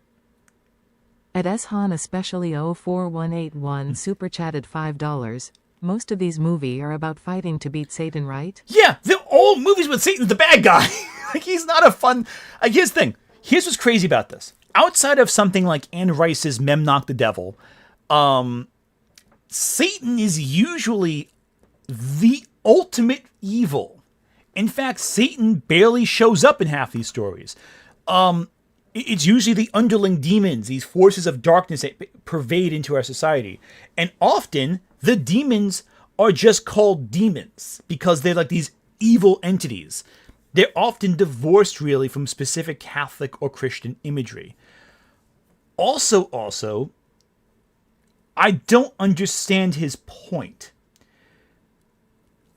The Conjuring movies frame the Catholic Church as the highest good, and conmen Ed and Lorraine Warren as these just good people going out to stop demons and saving people's lives. We can fucking discuss the implications of that until the sun goes down. But the reality simply is, what does any of this have to do with Jeffrey Epstein? Why even bring up Jeffrey Epstein a man who was most prominent in the 80s, 90s, and 2000s, about a genre of film that really took off in the 50s and 60s. Hell, Blood Feast focuses on an occultist who worships the Egyptian gods, who gores women and harvests their organs for an Egyptian sacrifice, an Egyptian blood sacrifice. Like, that's fucking whatever. We're gonna talk about Lucio Fulci's The Beyond next, or fucking City of the Living Dead, or House in the Cemetery. We're gonna talk about Suspiria and Inferno next. You know, we're gonna have how Dracula in Francis Ford Coppola's adaptation renounces Christ because his lover kills herself and won't be buried in a Christian cemetery, and thus becomes a vampire. Like, what are we fucking going with? Where's the limit? You know? World are actually evil, some of which worship one or many of the Satans, plural, from the Christian Bible. As a guy who likes movies and can appreciate powerful storytelling using the Bible as fan fiction, it doesn't feel like this is meant to be entertainment anymore. And that's not to say it ever was, but it certainly feels like something has changed. Serious question. Why is there so much Satan? Why so often? Like, if we look at horror writer H.P. Lovecraft and his philosophy about horror, here's a man that was an atheist and claimed he, therefore, wasn't afraid of the devil or demons. That led him to create horrors of otherworldly philosophy, ideas that humans are so insignificant that to come close to... Are you under the impression that demons are the only evil entities in horror films? And specifically Christian demons? What? These cosmic horrors, it would drive a human mind to madness. For every one love... Hell, even Ready or Not, as an example, the villains are the humans who worship the demons, not the demons themselves. The demons themselves actually benefit the main character because they kill the fucking occultist at the end of the movie. Like, you know, the movie ends, they all blow up in blood bubbles. Because they don't do the sacrifice on time. They all get, like, fucking exploded. Like, the demons actually help out the main character survive, to be honest with you. Because those worshipping them failed to follow up on their end of the contract. The moral of the story is people are the villains. Humanity, what we do to each other, is the problem. What the fuck are we doing here, guys? Crafty and adaptation, there are incalculable biblically based demon and satanic fan fiction adaptations. And Yeah, because it's easier to film an Exorcist knockoff than it is a Cthulhu movie. Let me show you something real quick. All right, let me show you something real quick. The last major Cthulhu adaptation was The Color Out of Space, right? Which has a lot of problems behind the scene as to why they never made a sequel to that one. Mostly to do with the director, but I digress. That movie grossed $1 million. It grossed $1 million. That's it. It got $1 million. That's the entire grossing of this major film. All right? Now, I want to show you something by comparison. The Devil Inside is a terrible horror film from like over 10 years ago. Made on a much smaller budget than than we just talked about. That grossed $101 million on a budget of $1 million. No special effects, none of that, just basic shit. Got $101 million in 2012. Counting for inflation, But the guy that's a lot of money. 493 super chatted $5. Okay, this guy doesn't know that Satan is essentially God's prosecutor attorney in the Old Testament, right? I don't think he knows much about the Bible in this situation. I think he just knows what he knows from, like, the religious beliefs, but not the discussion of it. But not the specifics. I don't know. Who knows? Anyway, he sure as hell doesn't know the movies. Hell, let me give you a better example. Do you know why there's so many demons in film? Rosemary's Baby, The Exorcist, The Omen. The success of these 3 horror films have had ripples for decades after their release. Decades. The reason that there's so many demons in movies is because there have been so many financially successful movies about demons. That's why. It's that simple. That's it. Rhetorically curious as to why that might be, but it goes money. It's because of money. People pay money to see them. That's why we'll watch. That's why they make them, because they keep making money. A lot of money, actually. The Conjuring is one of the most financially successful film franchises, period. If you account for how much money the films bring in versus how much they cost, The Conjuring is on par with the MCU in terms of the ratio of budget to profit. It's money. Further than that, right? It's like, sure, on one hand, all this satanic reference in media is unsettling and meant to offend God-fearing Christians, of course, but that's like the first layer, though. And the fact... The church fucking loves The Exorcist. Do you know... Okay, listen to this. Do you know what went up after The Exorcist came out in the 70s? Church visiting rates. Membership in the church accelerated because of The Exorcist. That was the greatest advertisement the Catholic Church has gotten in a century. That scared people back in the pews. There was a religious revival in the 70s that correlated directly to the pop culture rejecting organized religion. It was a counterbalance that we're still feeling the ramifications of today, because that's where the mega pastors came into effect. There is not causational. You can't draw a direct line from The Exorcist to like fucking the mega preachers. There's a lot of factors that go into play there as well. But it is one ingredient that fed into the big religious revival of the 80s. One of many factors. It was more, I think The Exorcist is more of a result of the fervor of religiousness in America. But still, come on, this is not complicated. Fact that our world leaders might happen to engage in demonic practices, that's like layer number 2. It's concerning, surely. But if... What does that have to do with anything we're talking about here? The movies are not made by the world leaders. The movies are usually made by fucking directors who watched The Exorcist and said, yeah, I want to do that. And The Exorcist was made by William Peter Blatty, a genuine believer in Catholicism. He authentically believed this. This is batshit. This is batshit crazy and stupid. The problem is this. The reason why I think I'm getting more stunned by this than usual is simple. Because here's why I think I'm more mad at this and more baffled than usual. Because this mindset has killed people or ruined lives.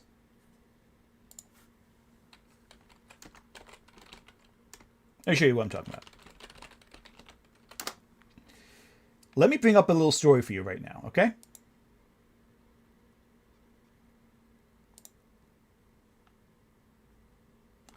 The West Memphis 3. The West Memphis 3, look at the Wikipedia article right here. These 3 boys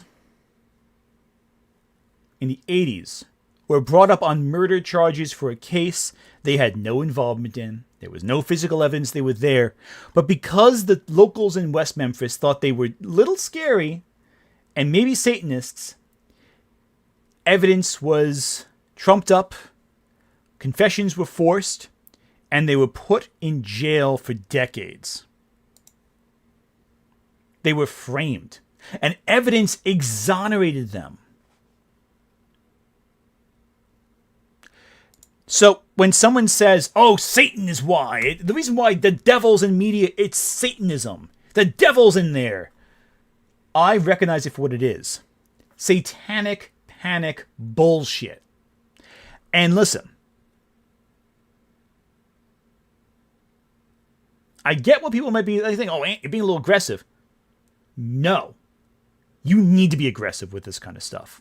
Because this level, this rhetoric, is actually dangerous. This isn't like,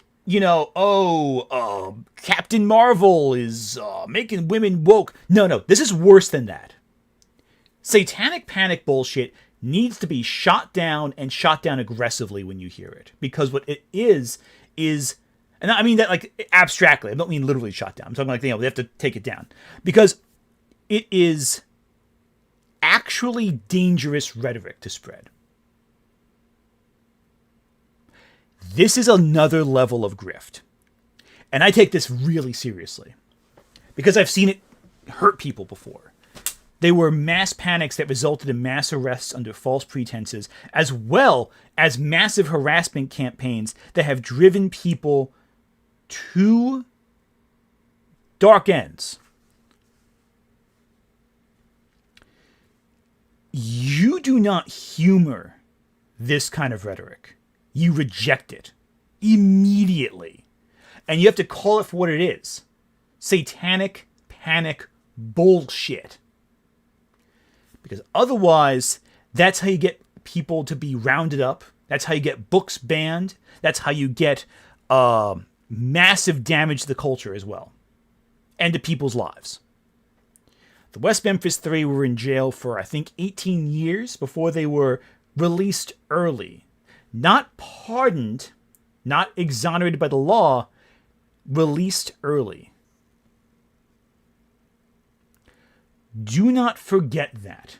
This is not just me saying, oh, critical drinker's a moron because he said this and the other.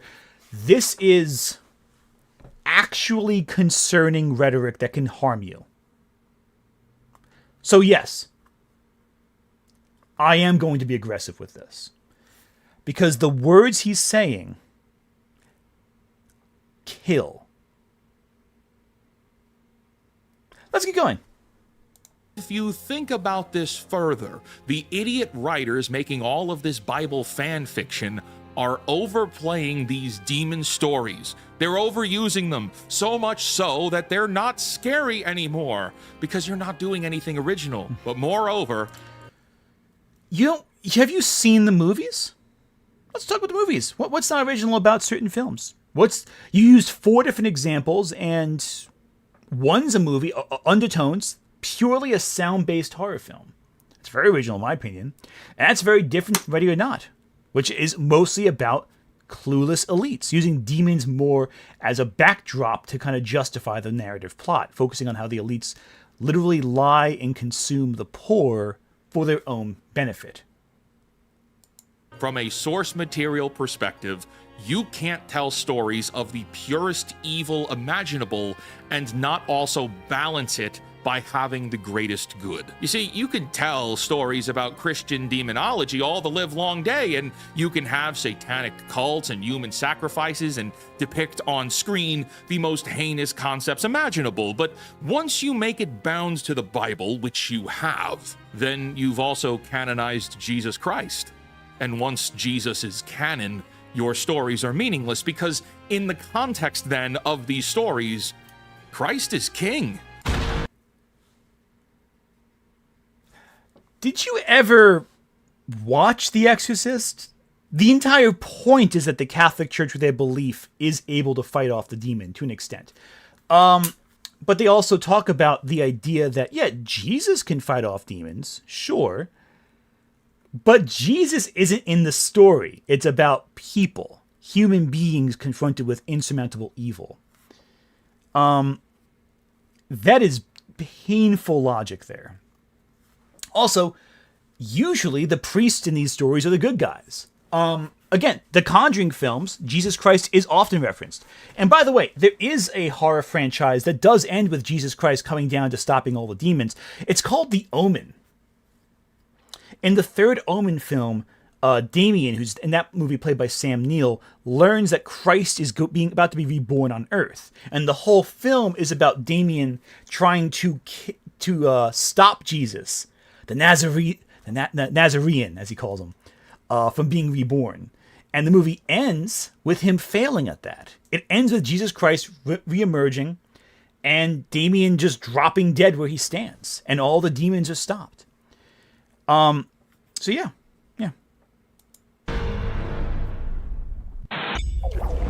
Today's indie game shoutout is The Shape of Things. Experience a relaxing atmosphere from the... Now back to the video. Okay, this is going to be a fun one. To begin this discussion, we're going to talk about the Ready or Not franchise because it fits the criteria of everything I addressed in the beginning here. Really? Many audiences will enjoy Ready or Not 2 for sure. The audience reviews are clearly positive for this film. It's gorier than its predecessor. The stakes are astronomically higher. We get more insight into the Ready or Not world, but entertainment and substance are not the same thing. And the substance... well, that's a different movie, but the substance of what's happening in Ready or Not 2 is not nearly as satisfying as what the first film delivered. To understand why the sequel... oh no, a sequel didn't succeed as much as the original. Who would have thought that would... okay, who cares? will fall short. You have to understand why the original succeeded. Ready or Not was a contained story. One bride, one mansion, one psychotic Satan-worshipping family, all in one night. Samara Weaving played Grace, a woman who married... Oh, sorry.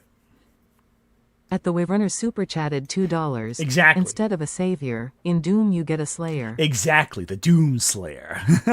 Great game too. And again, that's the thing too. It's about man up against the insurmountable. And in Doom, it's like, take the insurmountable and blow it up. There you go, that's your solution. Marries into the Leidomos family, only to discover on her wedding night that she's been chosen for a deadly game of hide and seek. If the family doesn't find and sacrifice her before dawn, according to their satanic pact, they will all die.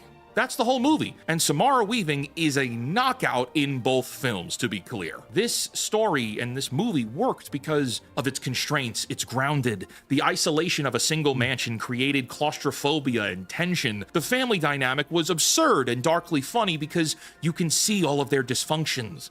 They were cartoonishly evil in a way that felt like a caricature, yes, but a caricature grounded in something real. You had generational wealth, entitlement, a desire to hold their family together, and the lengths that people will go to preserve their status and legacy, even at the cost of their souls, with the occult elements serving more like a backdrop, and the characters still maintained individual personalities. That's why I'm confused with this guy, right? That's how the other review was. He goes into these discussions of like, he makes these big grandiose claims to start, and then gives actual reasonable criticism. He actually understands the movie, which begs the question, what does any of this have to do with the fucking point you made at the beginning? Critically, the film was a thriller first. It took its own concept seriously. There was humor at times, but it was humor born from the absurdity of what was going on. This family of Satan-worshipping human sacrificers happened to also be complete buffoons and Looney Tunes levels of terrible at their job. The ending of the first film was satisfying in the most definitive way possible. Justice was served and the credits rolled. It was crystal clear these idiots were gambling with the devil, and the devil doesn't play fair, but also, the devil is still very much evil. This first film used Satanism with restraint. It was a reveal, a slow burn contextualization that gave the climax this kind of payoff. Throughout the whole film, they make reference to their deal with Mr. Labal. And you know that it's a deal with the devil, but they don't outright say it. They only ever say Mr. Labal when referencing him. There's this buildup where you're just waiting for the idiots to go full mask off and say that they're worshiping Satan, which, when they do, it's unsettlingly satisfying. They're evil. Stupid, but evil. There is no longer a path to redemption for this twisted family at that point. Was there ever a path to redemption to begin with before the demons showed up? Come on, man. Like, it was also totally fair. He made a deal with them, the arrangement was made, and they failed. That's what it is. That restraint is part of why it worked. It felt original, using biblical source material in a unique way. And it's exactly what the sequel abandons. Ready or Not 2 takes everything that was intimate and isolated about the first film and just blows it wide open. Where the original dealt with one eccentric wealthy family bound by a satanic pact, the sequel reveals that there is an entire global network of satanic elitist families who engage in these rituals and much, much more. The scope has gone from a single house on a single night to a massive worldwide conspiracy, and that's why it's just not as good. The genre changed too. The first film was a thriller with a build-up to a big payoff. You're constantly thinking, how is Grace going to survive this? The sequel is more often than not a comedy with ma-feelings drama tacked on to pad the runtime. There's a pattern to Ready or Not 2. It's run, run, run, fight, gory death, complain about ma-feelings, rinse and repeat until credits. So it's the aliens to the first film's Alien, is what you're saying. Also, my feelings. You mean character moments? You mean character discussion? Yeah, all this was implied by the first movie. I don't see like what you're fucking talking about. I don't get the point. So it's like the movie had characters who expressed emotion. It's not the same formula as the first movie, and just expands the concept. So what's wrong with that? Like, where's the problem? You have to get into more specifics with that one. It leans hard into absurdist humor, over-the-top gore, played for laughs, with death scenes that are designed to be ridiculous. So, just like the first film. In the world of business, we call this problem scope creep. It kills many projects. It's what happens when the boundaries of a product or initiative keep expanding beyond its original vision until the thing that made it special gets buried under the weight of its own ambition. It's like... No, it's called doing something different for the sequel. A lot of horror films do that. At Eshan especially 04181 super chatted $5. Is this fake wizard mad the Satan got those rich-ass souls? Or that most rich people would make a deal with Satan? I'm not even sure what he's mad at, really. Like, he's saying, oh, the horror film had a bigger scope in the sequel. Yeah, most horror films do that. Night of the Living Dead is a film contained inside of a single house. Dawn of the Dead's a mall. Day of the Dead is a military base. And Land of the Dead is an entire city. Like, each film is bigger than the last, but the themes and ideas remain the same and are just transplanted into a new setting. With horror, typically speaking, you can expand something. And it gets bigger and bigger and bigger if you so choose it. Or just a different location, or try something unique and different. If you get the same movie every single time, you get Friday the 13th. And I like some of those movies, but it's not an example of a horror franchise I think is very successful. Look at Evil Dead, for example. The first two Evil Dead movies, they're just in a cabin in the woods. And then the third film is an epic historical fantasy fighting the forces of evil. Like, talk about expansion. It completely transforms genre. And it's great. And people love Army of Darkness. Same complaint there. You have to be more specific with this. Like a small restaurant that was beloved for its handmade pizza that starts adding soup. Also, yes, the Friday films eventually get wild. Like by part 6 when you get the really crazy stuff. But before that, not so much. And tacos, and then a smoothie bar to the menu. The result is typically the loss of identity of what made people care in the first place. And the loss of sales. Lots of sales. People don't like change like that. The first Ready or Not film had an identity despite the villains being devil worshippers. It was a home invasion horror flick in reverse. The Satan-worshipping aspect was adjacent to the conflict at hand. The sequel is over the top with devil worship to pretty much an uncomfortable degree, and to a point where it starts to break down and no longer make sense. How's it break Ready down? or Not 1 had a family that, in isolation, was stupid enough to make a deal with the devil and become cultists, and then because of their own hubris continued this over the course of generations. With the elevated stakes of the second film, now you've included the entire world. When it's one family, it's also one story. It's contained. It's here and gone. I can leave the theater and go about my day without questioning, why is everyone seemingly okay with eternal damnation? Okay. You started your video saying that you believe that the elites on Jeffrey Epstein's island were all Satan worshippers. So you just said reality is stranger than the fiction of the first film.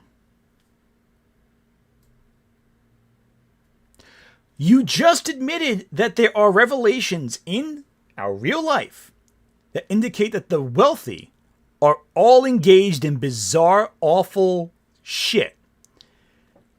How is this any different than that reality? like maybe that's what they're referencing. Maybe the fact that we now know there's a lot of people out there who are all in on the same bullshit together. Maybe the horror films are reflections of that societal fear. Do you ever think of that? Jesus Christ, this is so stupid. Film 1, we spend time with the family, so we get to see their personalities. In film 2, where the stakes are elevated extortionately, everyone is just a mustache-twirly bad guy. I say all of this and talk about these two films at this extent to set the stage as a good example of how you could tell occult stories and they might work as we see in... But, okay, here's the problem, buddy. None of what you just said has anything to do with the occult element. At Barney Nedward super chatted $1.99. Would you call Luigi's Mansion a survival comedy? Oh, I'd say that. I'd say it's like a survival horror for kids. I think some kids are spooked by Luigi's Mansion a little bit when they first play it, like young kids. But it has all the hallmarks of survival horror. Just it's a kid game. And I love Luigi's Mansion. Luigi's Mansion's amazing. I love that game. Film 1, but as studios and writers keep trying to tell similar stories over and over, they ruin what made the first iteration work. All of the cultists in Ready or Not 2 are boring. They want power. Why? Because it's power, and they like power, because then they have power and they rule the world. No, they want to maintain power. They got power already. They want to maintain it. Their way of life. That's why they want it. They want the privilege, the class, the exclusivity of wealth. That is something that we have seen play out in real life just now. Like here's the thing. You can make the argument that you want variety, right? You kind of want to go, is there any doubts of their conviction of this plan? You can say they've all the same character repeated and they want some variety in that. Sure, okay, that's fine. But there are other movies that do that.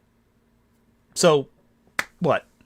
World. Okay, well, that's boring. And the stakes of getting that power require you to bind your soul to biblical Satan, which means you've acknowledged that Satan is canon to this world. Buddy, have you ever heard of the story of Dr. Faustus? Like, come on. It's one of the oldest stories in fiction. Come on, man. And very much real. I mean, he's physically present to the point where people who engage with these bargains explode in the instances of failure. Okay, well, if the biblical Satan is real and people explode to their death because of him, then that must also mean that hell is real, because this is the biblical Satan. Hell is real, and if hell is real, then all of you dummies know that upon your death, that's where you're going for eternity. If biblical Satan is real and hell is real, and you've acknowledged that both are true in the canon of this story, then you must also acknowledge the existence and authority of God. And if God is real, then Jesus Christ is canon too. And as I said before, Christ is king. How could a character knowingly engage with pure evil in a world where you have tangible confirmation that Christ is not only real, but sovereign? You know, that's like the tragedy of these movies and stories like this. And it's done so by... Because they're selfish assholes. What the fuck are we talking about here? What are we doing? This is like one of the oldest fucking stories around. The reason they do self-destructive shit for short-term benefits is because they're selfish assholes who think they're above consequence. Simple. That's why. At Jaking5688 super chatted $2. Sir, this is a Wendy's. Like, what is even? What are you talking about? Like, why would they do this? Okay, Dr. Faustus is a story about someone who makes a short-term, short-sighted deal with Mephistopheles, the devil, for a momentary. At the Wayrunner super chatted $2. God objectively smited villains in Indiana Jones. Exactly. Because they think that they're the ones in control. They think they can cheat the system. That's life. That's always how it is. Hell, why do people do crimes if they know the law is out there? Because they're going to do it anyway. Also, some crimes are not ethically wrong, but making a deal with the devil is always ethically wrong because the devil's not cool. But still, the point is that this logic is idiotic because it's ignoring the fact that people are selfish and do selfish shit for their own benefit, especially if it means momentary gain in the present. That's why. Not complicated. In the real world, to be a Christian, it means that you wrestle with the concepts of faith and the pursuit of meaning all the time, always.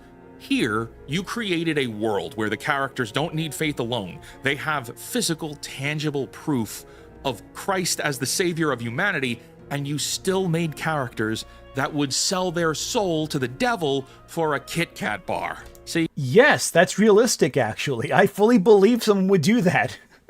Listen, we had tangible proof a virus was killing people all over the world, and people were still like, "No, I don't believe it's real." Like, what are you talking about? People are morons. I'm sorry. They're stupid. People are dumb. You can have evidence right now of Jesus Christ walking among us on earth, and people would still say, "That's fake. That's fake. Let's get rid of them." Hell, in the Bible, when Jesus Christ was crucified, you had people who saw the miracles he created and still went, "Yeah, screw that guy. He sucks." So, like, even by the logic of the Bible, people can see Jesus and still go, "Yeah, it's fake. Yeah, he's disrupting my power. I'm going to get rid of him." Like, that's how life is. People are selfish. I want to tell you. That's the most human part of the whole story. Like, none of these movies work after that. But you didn't care about Christ or God or the Holy Spirit. You just wanted to write fan fiction. And like all...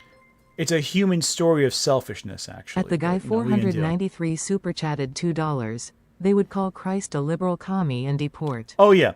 There's a very famous joke I once heard during the Spanish Inquisition. A man runs up into the inquisitors and shouts, a bearded man shouts, "This isn't what I taught you." And then they killed him. And then they saw him again walking around 3 days later and he killed him again. That's the joke. All fan fiction, the question is whether... At Otto Johnny super chatted $5. I'm confused. He makes valid points in his criticism of the film, but his point on Satan in film is really confusing. That's why I find this guy baffling. I don't know what his point is. Like, he starts off going like, yeah, from a structural standpoint, it appears that the movie expands its point too much and loses focus on what made the first film interesting. That's the beginning of a good point. It's not a complete point, but it's the start of one, certainly. Get some specific details in there, try to focus in on specific elements. You can work with that. But then they translate it into, "But God, though." And I'm like, what about God? What does it have to do with anything you just talked about? You're engaging with the source material intelligently and honorably, or are you just strip mining content for aesthetics? Wizard, you are reading far too much into all of this. No, I think you're reading too little into it, actually. You're not reading far enough into it. You're being very shallow, actually. It's not that serious. Poppycock. If we're going to compare Halo lore to the Paramount Halo series, if we're going to compare superhero films to the comic book lore, and we're going to analyze frame by frame how Star Trek Starfleet Academy fundamentally undermines the foundational core of Star Trek, then this is just as important. Oh, there we go. That explains everything. He's one of those types. too. If you're tired of Hollywood writers not honoring the source material, then the exact same argument can be applied to Christian theology here. And you don't need to be a Christian to agree with that sentiment either. Hollywood engages with one half of Christian theology, and it's the half with the horns and the rituals and the blood, even though none of that is entirely accurate either. And then it pretends the other half doesn't exist. Okay, buddy, The Exorcist was written by a Catholic. A big Catholic, okay? Calm your ass At Larry down. Banks 3,821 super chatted $20. If hell is real, then it's be a no-brainer for powerful people to potentially take up the devil's deal because they would have done actions that would bar them from heaven, so they might as well take anything they can get. Exactly. 100% agree with that. That's exactly what people would think. At Meredith Naveen 1358 super chatted $3.60. Terrible joke. And I built an igloo to live in. My friends decided to throw a housewarming party. I'm homeless now. Disappointed. That's funny. That's very funny. At WC Wit super chatted $5.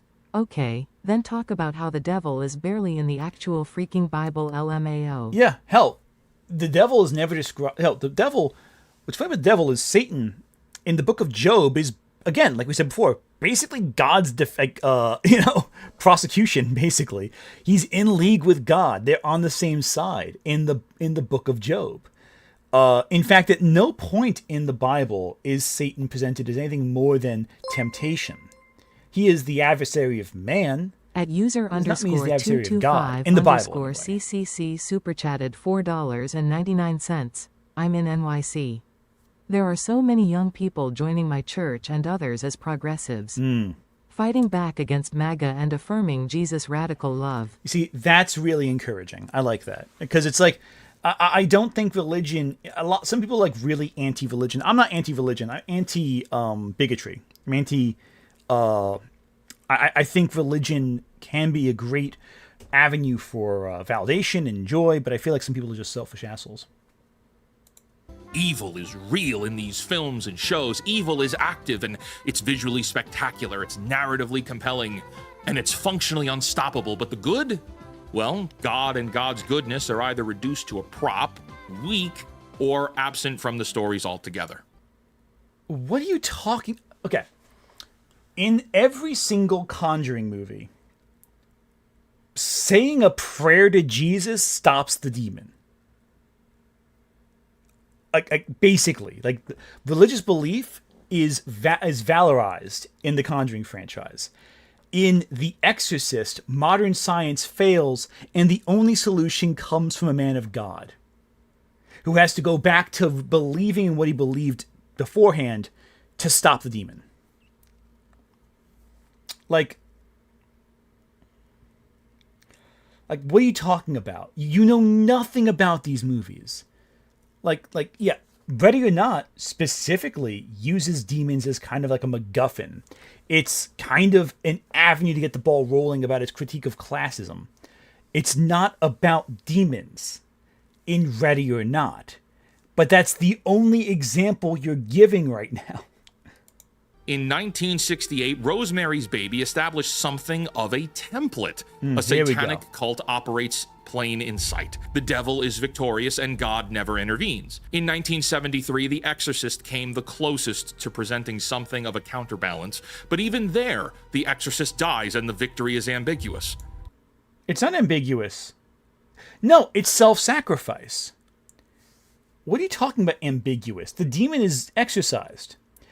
But two men of God sacrificed themselves for the safety of this one child. That's what it's about. What are you fucking talking about ambiguous? It's not ambiguous. It's pretty explicit. By the time The Omen arrived in 1976, the formula was cemented. Heaven defaults while hell always triumphs in some Omen 3 ends with Jesus killing Damien, so you're wrong. way. These three films are what many scholars have called the unholy trinity and codified a genre-wide rule that has held for 50 plus years. I mean, today we have the Conjuring franchise, Hereditary, Insidious, The Nun, Annabelle. Okay. Conjuring franchise, The Nun, Annabelle are the same franchise. And all of them deal with the Catholic Church winning every fucking time. Of all of those, Hereditary is the only one where evil unambiguously wins. Also, Insidious as a franchise has nothing to do with biblical demons. It doesn't exist in that hierarchy. It's a totally different theological structure. Hereditary is the only one you have an argument in, and that's also the one that has demons in it the least. Even Hocus Pocus, the Disney kids movie, is rooted in Christian fan fiction. The Sanderson sisters are black magic witches that sacrifice children in satanic blood rituals. And At Mike Manhattan 93 super chatted $2. Have you read Darren Aronofsky's new comic book? No, I haven't. I'm curious now. I'll take a look at it. At Tall King Movie Bubbles B6N super chatted $1.99. Was watching Galaxy Angel. Who this? You might be having more fun with Galaxy Angel, I'm not gonna lie. This is the most batshit insane argument for about demons being in Hollywood that I've ever heard. This is nuts. Hocus Pocus is another great example of a film that worked in isolation on its own, but the sequel irreparably damaged the story. In the first film... Yeah, because the sequel sucked. What does that have to do with anything? These witches are purely evil comedic villains. They're irredeemable as they literally consume children in satanic rituals. The modern writer Disney Plus exclusive sequel attempted to soften the sisters and humanize them as tragically villainous. Oh, it's okay, they're devil worshippers. They had a hard time that one time and now they eat kids. So it's kind of okay now. Yeah, but the movie sucks. So no one's gonna. No, that's not the problem with the movie. The movie sucks. Like, it was not good. No one likes Hocus Pocus 2. It's pretty unanimously agreed on to be a weak movie. So using it as an example of a trend in Hollywood is really stupid because no one likes it. And also, it's not a trend if you have one movie in isolation. Any Prophet super chatted $2. This guy started with a conclusion. Yeah, he did. And keep in mind, he's going into more detail about Hocus Pocus 2 than the Conjuring franchise, which he conflates which he implies is separate from the Annabelle and Nun franchises. Hell, the Nun franchise focuses on a monastery that contains a demon for fucking centuries before it's released because someone else screwed up who's not religious. If you don't pay attention. No, it's not okay. Send them back to hell. They murdered kids for funsies. We actually got some insight on this issue from someone with a little more authority on the matter than a fake wizard. The president of the International Association of Exorcists, Father Francesco Bamonte, wrote in the Vatican newspaper that films like these, most serious error is presenting Satan as the co-equal opposite of God, the God of evil against the God of good. In Christian theology, at Larry Banks 3,821 super chatted $10. The first time I saw this guy was him talking about the Outer Worlds 2 and how Obsidian isn't what it used to be, and at first he was being reasonable but then shows his far-right rhetoric like this. Yeah, I don't know if I find it really fascinating or really bizarre. I don't know where I am yet, because he almost makes good points and then like veers into crazy town. It's nuts. I find this fascinating though. It's very intriguing in a way that really frustrates me. That is not at all how that works. Satan is a created being who is absolutely subordinate to divine authority. In the Gospel of Mark, chapter 5, when Jesus encounters a possessed man, the demons don't fight him. They don't resist. They recognize his authority and immediately beg for mercy. There's a hierarchy here. Hollywood, however, has spent 50 years inverting that hierarchy because the inversion makes for a more dramatic movie where they can mock God, and in doing so has taught generations of audiences a version of theology that is flatly, provably wrong by the very source material these films are borrowing from. But let me... Okay, The Exorcist is based on a real story, buddy. That's the thing. The example you're citing in the Bible is Jesus coming to cast the demons out, specifically. These are stories of humans invoking Jesus. You see, as many of these stories put out, the demons want to mock God. That's their only way of defying him in the theology of these films. And God is not present because God is distant, gives mankind free will. In the book of Job, for example, to use theology to my advantage in this one, Satan destroys Job's entire life, takes away his family, his crops, everything. And God does not intervene because he wants to test Job's faith. The demons are a test of faith in many of these movies. In fact, in The Exorcist, they even have this great conversation. Unless you can find it, that's really a great moment. 1 second, at least I can find it. I was going to play it real quick. But let me take... sorry, 1 second. Wrong one.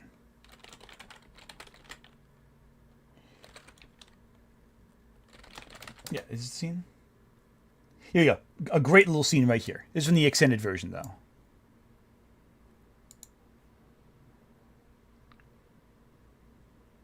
I think the point is to make us despair. Right here we go. Right here.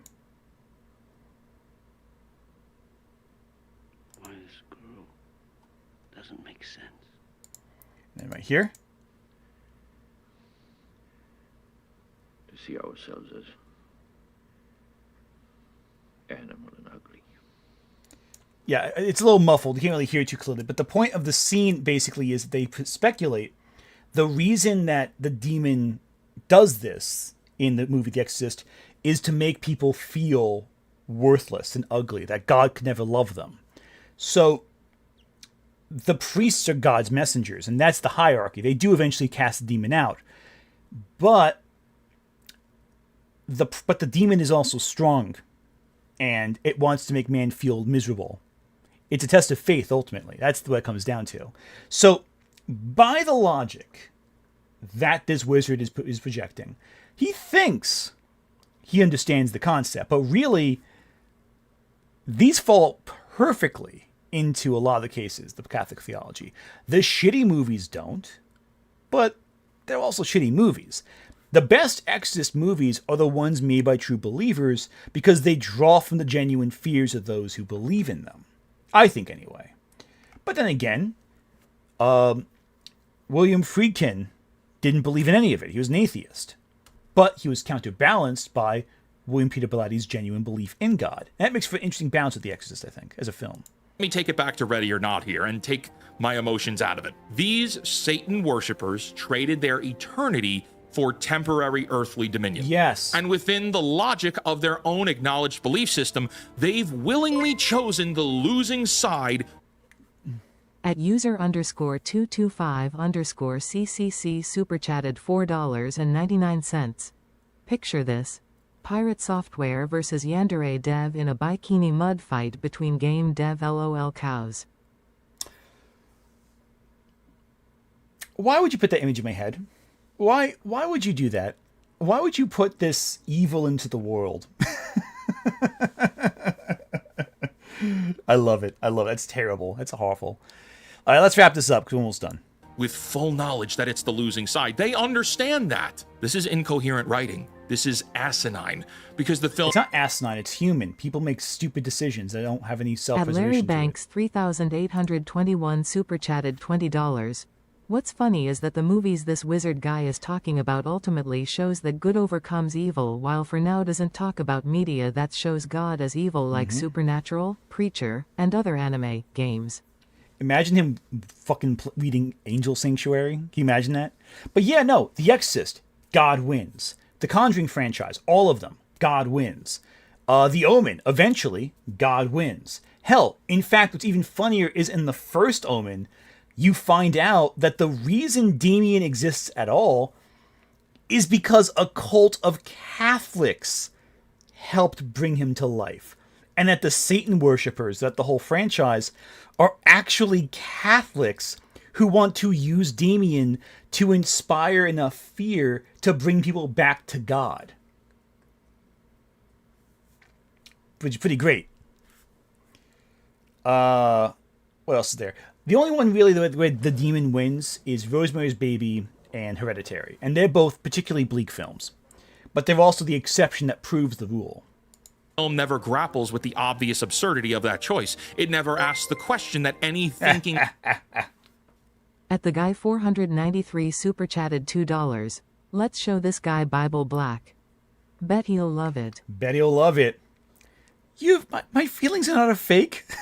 I fucking love that character inside this world should and would ask, if you know how this ends, why are you doing this? Yeah, but the film can't ask that question, can it?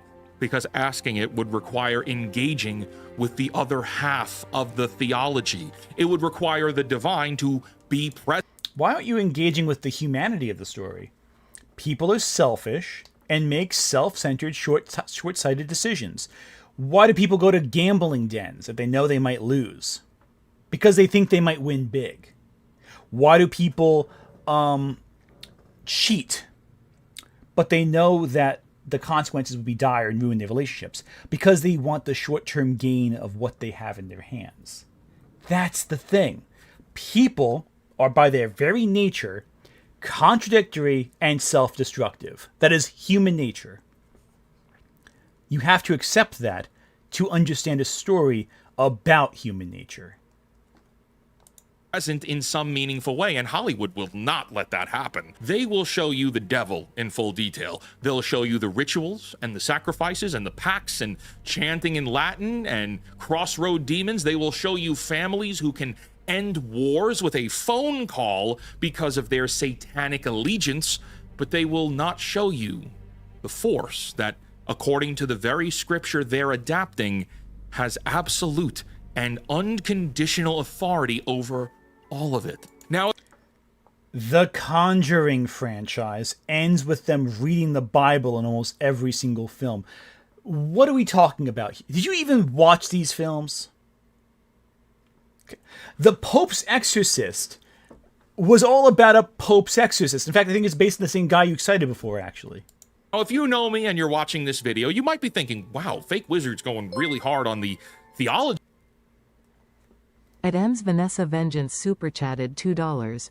I wonder if this wizard has read William Blake. Exactly. I don't think so. Points here. Well, that's because, firstly, there does happen to be a lot of satanic movies dropping right now, but moreover, this matters beyond a single silly movie, and it matters beyond the horror genre. Over 50 years, these films have cumulatively trained audiences to see demonic power as visually spectacular and functionally unstoppable, where Christ is mocked, nerfed, or MIA, and that might... It raised church attendance, you dumbass. The Exorcist has entirely bolstered the role of the exorcist in media. Exorcisms were so rare prior to 1973, it was basically an archaic practice. Now, there are thousands of exorcisms happening every single year, and that has resulted in a lot of people being hurt. Genuinely. Absolute bullshit. My friends, is a story inside the story. Whether the filmmakers intended it or not, an entire genre consistently says evil will always triumph because good is dumb, and they're not... No, it doesn't. You don't... Hell, even in Ready or Not, they all lose because evil is dumb and they all fail. Like, you don't know what you're talking about. It's the exact opposite of what you're describing. In almost every single movie with a demon in it, the demon is either cast out, or because of the faithlessness of those being affected by it, they're destroyed. So by your own logic, by your own internal logic, it doesn't make any sense. Quoting Spaceballs, that's trying to teach you something. Generation after generation, the lesson is the same. No, the it's darkness is what's interesting. The light of the world is not worth exploring at all. Okay, let me tell you this then. What book's more popular, Dante's Inferno or Dante's Paradiso? The Inferno. Why? Because it's interesting. People are fascinated by pain and fear. They don't care about paradise.